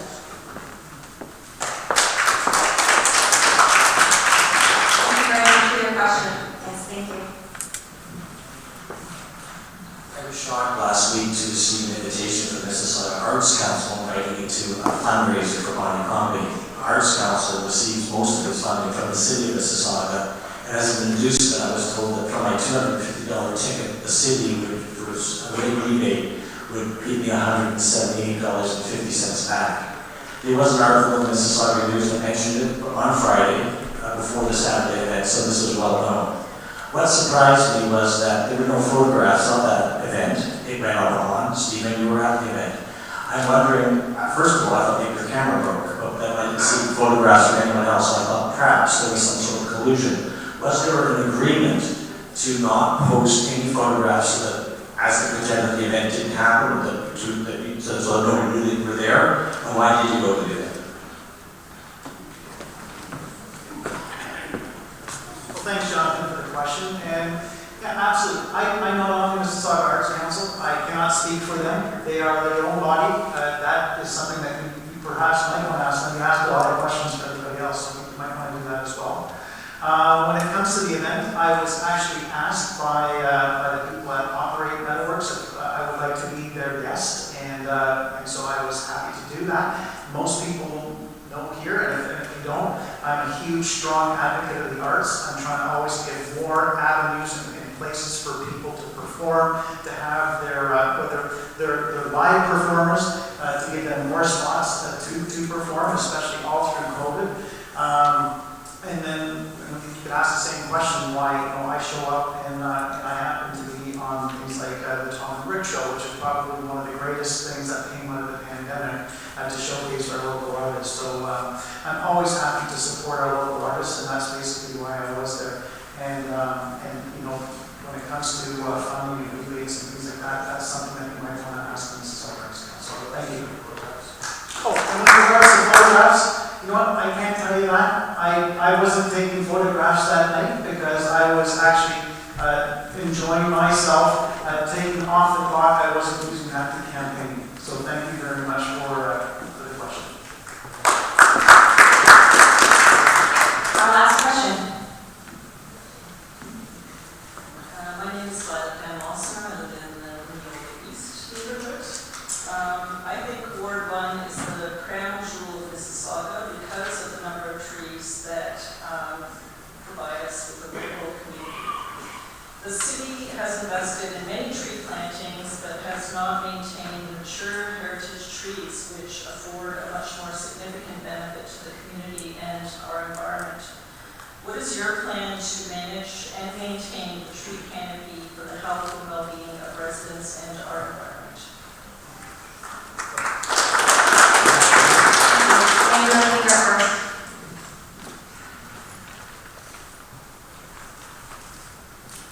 Thank you for that excellent question. I think the city has gotten stronger on their city bylaws, so hopefully maintaining all mature trees, let alone the heritage trees. I would definitely reinforce that bylaw. I think there needs to be more enforcement of tree bylaws. People are cutting them on off hours, weekends, long weekends when bylaw officers are off. We had a question actually posed to us with respect to overall bylaw enforcement, and I think that's where that comes into play. So hopefully that answers your question, but we definitely need to preserve our tree canopy and especially those heritage trees. Thank you.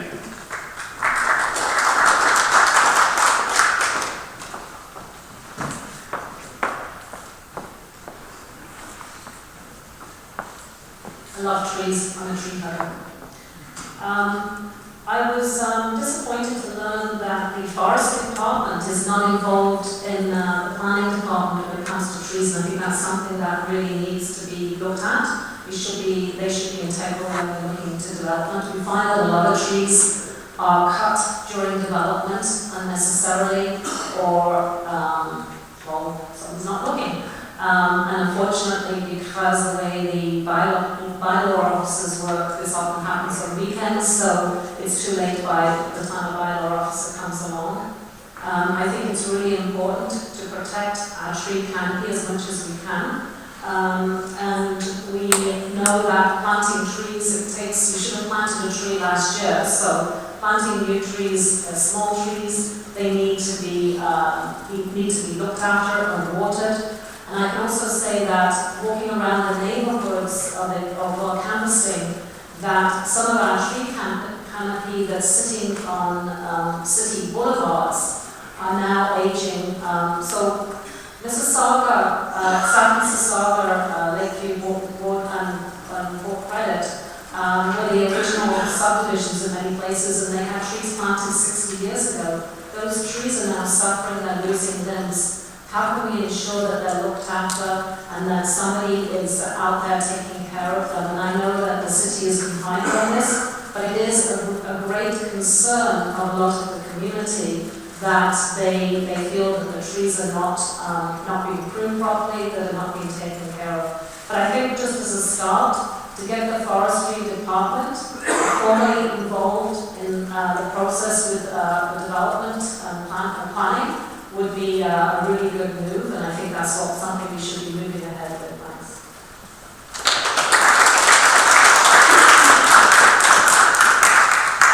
Thank you very much for the question, and this really strikes close to home because it took me 3.5 years to upgrade our public and private tree bylaws. The public tree bylaw, that's one that allows for like Cambridge, Rogers, Bell, etc. The last time that was upgraded was in 1976. And so that I worked tirelessly on, and so anything now over 12 centimeters in caliber. And I must say a huge, great thank you to the Credit Reserve Association, because without them, absolutely being invaluable the whole stretch of the way, and to get that done to protect, especially our Australian forest. That anything over 12 centimeters in caliber right now needs to have a permit. So it's per tree, per permit, and in terms of how that's done. The fines are significantly higher than they were before, because I agree they were not at the spot, at the places where they should have been. And then as well, some areas were affected by the gypsy moth, or the spongy moth, or the LVD, whatever you'd like to call it. And I worked very hard with a few other councillors to ensure that we had the aerial spray program back in to help protect our tree canopy. So I couldn't agree with you more in terms of what's happened. Unfortunately, under the Ontario Building Act, when it comes to building, there is a building envelope that does not have to agree to what our tree bylaws are. And that's something that I think does need to be looked at as well. But when it comes to what we're able to do with the city, we've got the strongest tree bylaws in place that we've ever had in the whole history of Mississauga, and I'm very proud of that.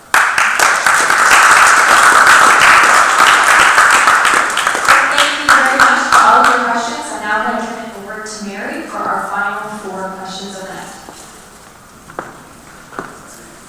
Thank you, Grace. All right, what we're going to do, because we're coming up to the 9 o'clock, and I know everybody's got lives. So, panelists, Donna, Nick, we're changing the answers after only a minute and a half. Speed round, okay? So we are going to start, Donna's got a question, and we're going to start the answer. Donna's question.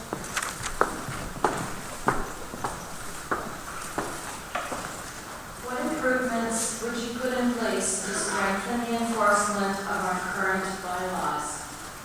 311 is not a timely nor effective means of securing bylaw officers to the scene of an infraction progress. We currently have 27 compliance and licensing bylaw officers in all of Mississauga, a city of over 800,000 residents. Bylaws without enforcement do not protect the communities from overzealous infill or landowners who decide to remove trees. as our councillor, how do you propose to strengthen the enforcement of our bylaws?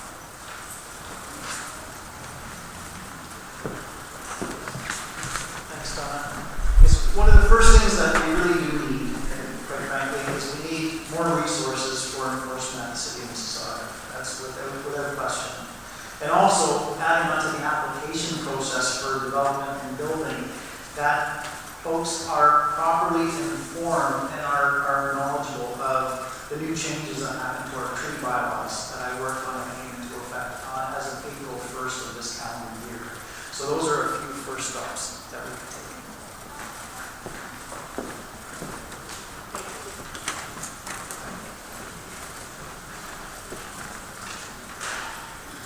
Our current bylaws need reinforcement. I would advocate for an SLA, service level agreement, to be put in place in order to better enforce our bylaws. Once a complaint is launched via 311, a corresponding ticket is assigned, and a bylaw officer is assigned to investigate and contact the complainant within 2 business days versus the current 4 to 5 standard. Again, heights, front, rear, and side setbacks should always be adhered to and according to approved building plans. Thank you.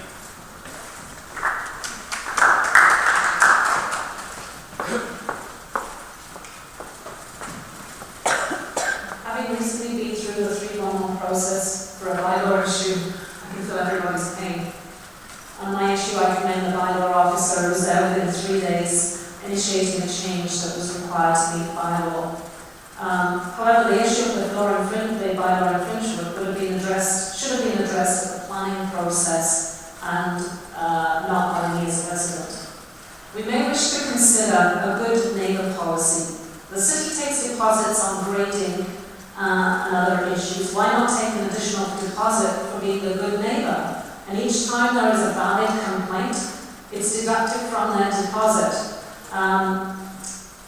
One of the issues I've heard most of the canvassing is in situations that have arisen from grading, where grading is actually affecting the neighbouring property. There needs to be some accountability from the city on this, and more transparency on the process of infill development.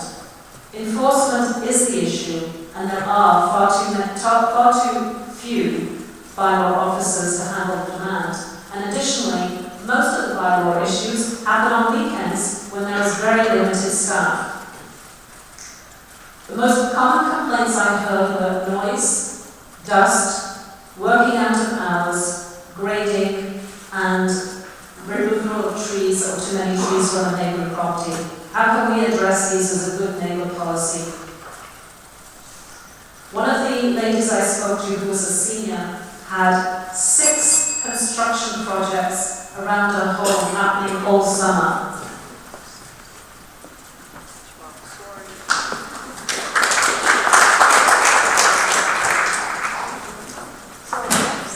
Next we have Maya asking a question, and Andrew will be first to answer.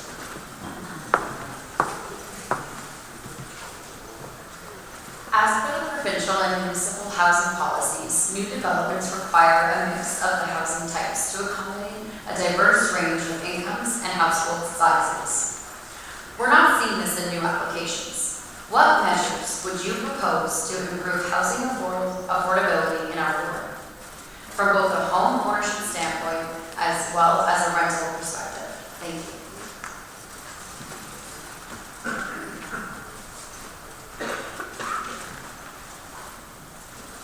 This again is a very important issue for all. Seniors need to be able to age in place, and young folks need starter homes. Firstly, as per my fiscal plan, the only candidate with one, I would advocate hard for a tax freeze in 2023 and balanced budgets moving forward. Residents have told me their property taxes are as much as their mortgage payment or their pensions. We need fiscal oversight and controls. A candidate who can understand the books and ask the right questions at budget time. To strengthen the affordability across the city, I would advocate strengthening the recently approved new inclusionary zoning policy, a requirement that developers include a minimum percentage of affordable units, for example, 5 to 10%. This means negotiating with developers so they include more than the minimum required under this new policy.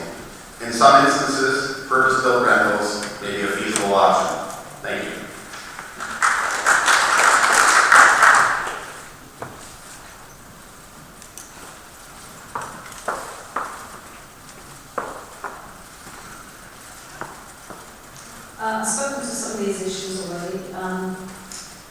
What incentives can be offered the development community for building rentals and affordable home ownership? I talked about the rent-to-own program that has been offered by the federal government. How can we tap into that as soon as we can? Looking at private-public projects, both TOPCA and Lakeview supported the Indwell building project, which was a passive build constructed quite quickly. And we need to identify any land that lies vacant and in use from government stock. What's the availability of areas that have been sitting vacant for a long time, and how can we use those to build more affordable housing, or use them for housing when we're really stuck, and it's especially for the not having the infant coal program this winter. Thanks.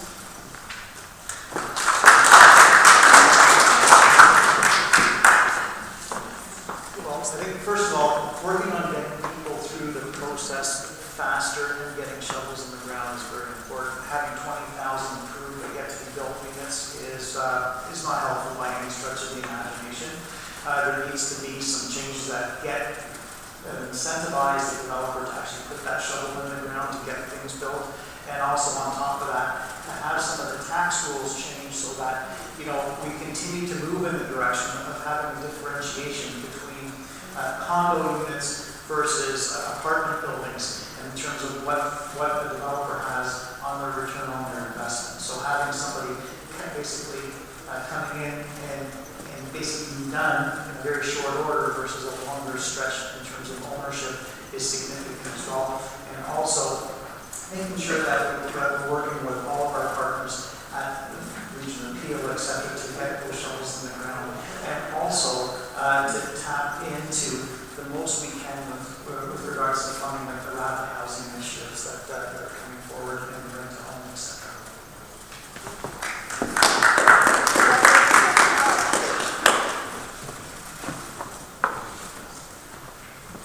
I recently sat on a community meeting for a piece of land that was coming back after 30 years of sitting vacant, and I asked the owner why they hadn't built before now, and they said the market conditions weren't right. I think the city should be playing a part in looking at development applications that haven't been fulfilled and finding how we can deal with this. We have a housing shortage, we've heard all about this, so I think it's up to the city and the region to be looking at what's vacant and what hasn't been built on and moving forward as fast as they can.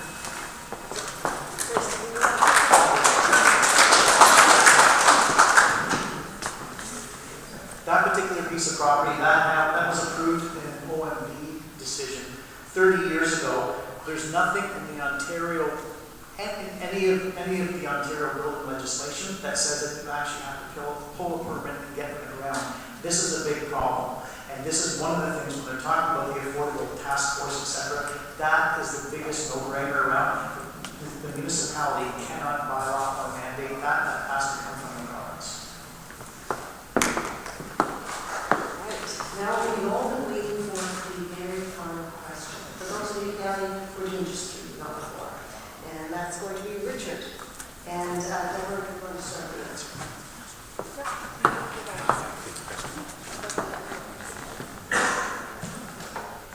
Okay. The Port Credit Local Area Plan, which was approved by Council in 2016, noted that there was 1 employment position in Port Credit for every 3.2 residents, but that the target should be 1 full-time professional job for every 2 residents. But since 2016, 8 new mid and high-rise residential developments have been approved, but there has been only 1 development for full-time jobs, that being the post office redevelopment, thus widening the employment gap instead of narrowing it as desired. Do you feel that increased full-time employment opportunities is important in Ward 1? And if so, what steps will you take to ensure that more full-time jobs can be brought into Ward 1?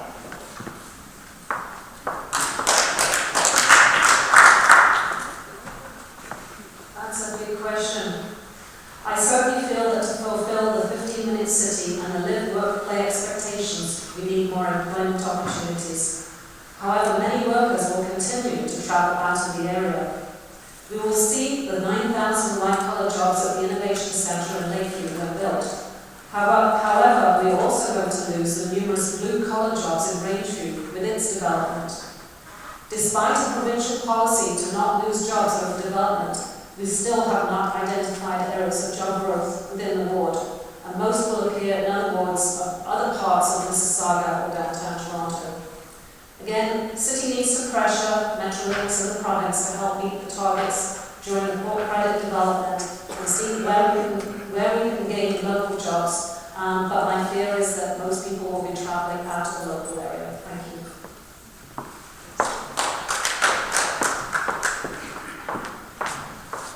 Well, thanks. This is another topic that's near and dear to my heart as I actively work with the city's economic development department to encourage, and not only encourage, but keep employment in the ward.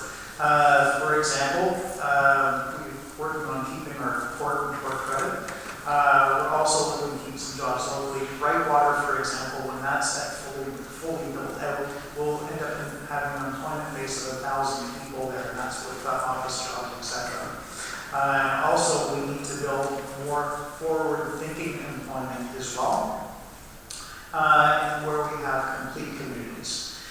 Lakeview, at full build-up, will also employ 8,000 to 9,000 people, and we need to have companies like Mindshare Workspace that have been looking for spots down here, places for them to come.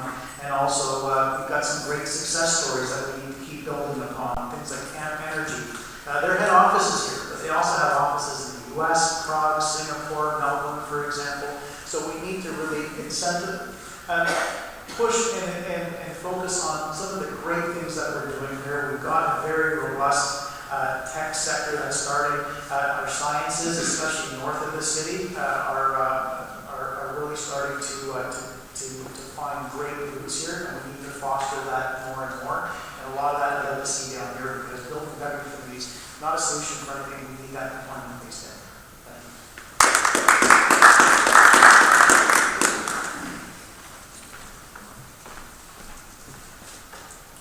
Thank you.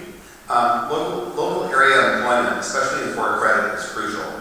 The economy is changing. Employment is changing. We need to be creative and forward-thinking.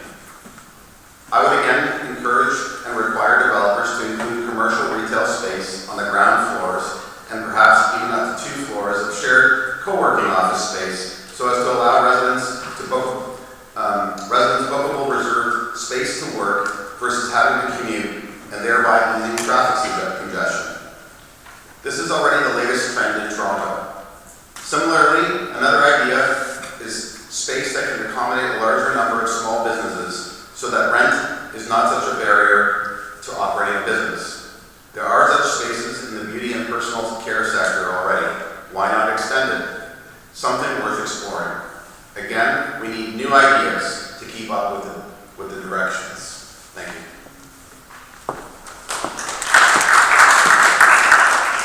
We're down to the final closing statements. Each candidate has 2 minutes, and based on the draws, it's going to be Andrew, Stephen, and Deborah.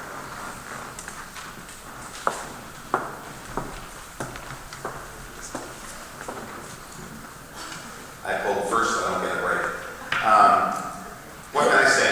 It's been a long campaign. I've talked to many of you, canvassed over 10,000 homes. The budget pressure, unfortunately, that we're all feeling is top of mind. With inflation at record levels, we cannot afford a tax increase. I am the only candidate out of 3 with a fiscal plan. You have a green sustainable option with my first opponent. You have even a greener option with the councillor, the current councillor. You have the other choice. The only choice is to vote for a fiscally conservative, budget-minded, responsible councillor. I said it before, you guys, the taxpayer is the shareholder of the city. We need stronger controls in place, better fiscal oversight, and better operational efficiencies to save and protect your tax dollars. Thank you.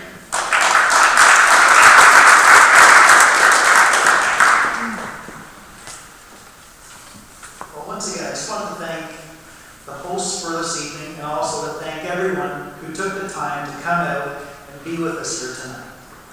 Our community and the city is a very important part in our history.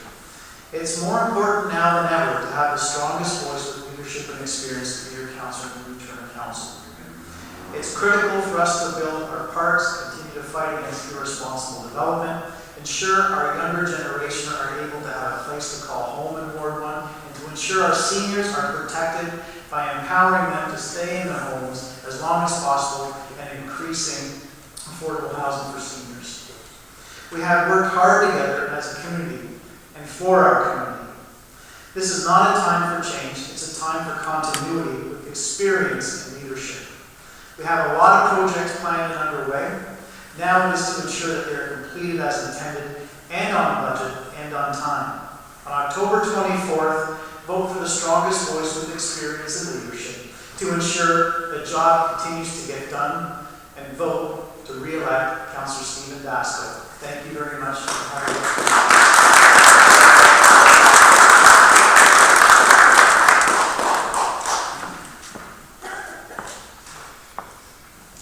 Thank you to the organisers of tonight's debate for all of your hard work to make this evening a success. Thank you also to Stephen and Andrew.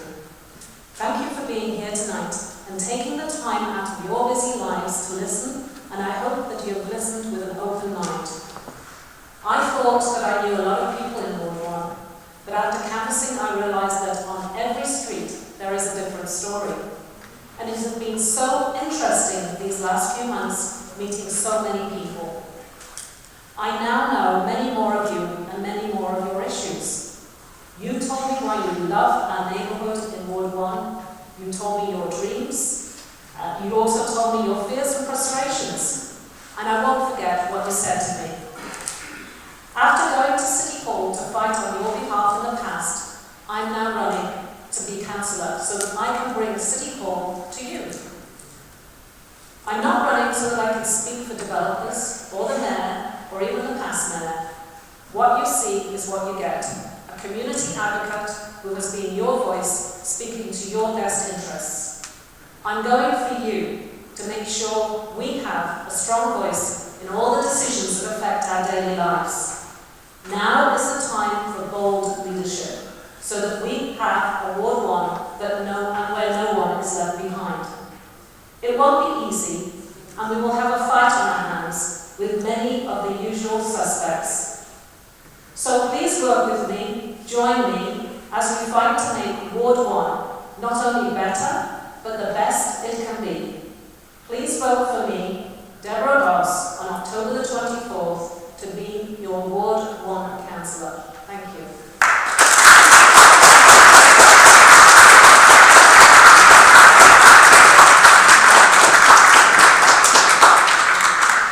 As promised, I'd like to introduce our school trustees who are in the back. If you'd like to, they've got material that they're not in there, and they're happy to talk to anyone who's interested. In the back, we have Alexa Barkley. We have VJ Boskar. We have Leanne Cole. We have Mohit Karkar. We have Paul Skipper. We're happy to talk with you. And if you're not meeting out yet, 3 weeks from tonight, we're doing our AGM. And I think that the topic will be interesting to you all in the town hall portion, because the theme is raising the alarm. And we have the president of the Firefighters Union coming out to talk to you about, are we ready for the influx of people who are coming to our doorstep? And if not, what do we need to get ready? And we're looking at, rather than raising taxes, let's start looking at the development fees that are coming down the pipes that are being diffused throughout Mississauga. Let's concentrate them back here in the area that needs them most. We're also having a representation from the local police department as to what do we need to get a satellite police station back here in Port Credit. We've got a drug prostitution underbelly a lot of people aren't aware of. And we've got a lot of stores that are being broken into and windows smashed. Heck, my wallet's stolen out of my car in broad daylight. So we need to be addressing these issues. We're not talking about ideas, we're talking about solutions. So mark your calendars November 10th. And I want to thank everyone for coming out. It was a whole night to do it. And I appreciate each each and every one of you. Get out on the 24th and vote, and when you will, you're already here. And say hello to our trustee candidates in the back. Thanks very much.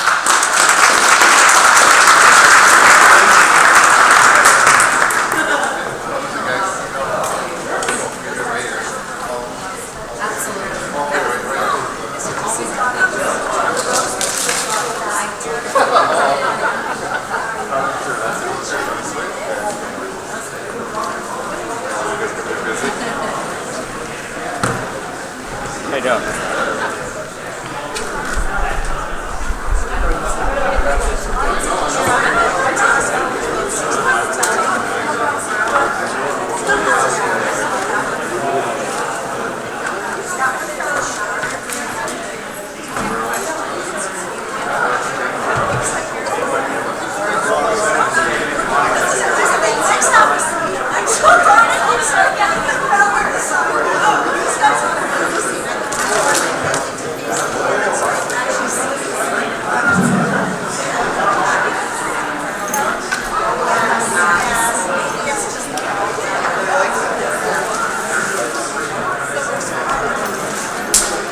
Yeah, that one went pretty well.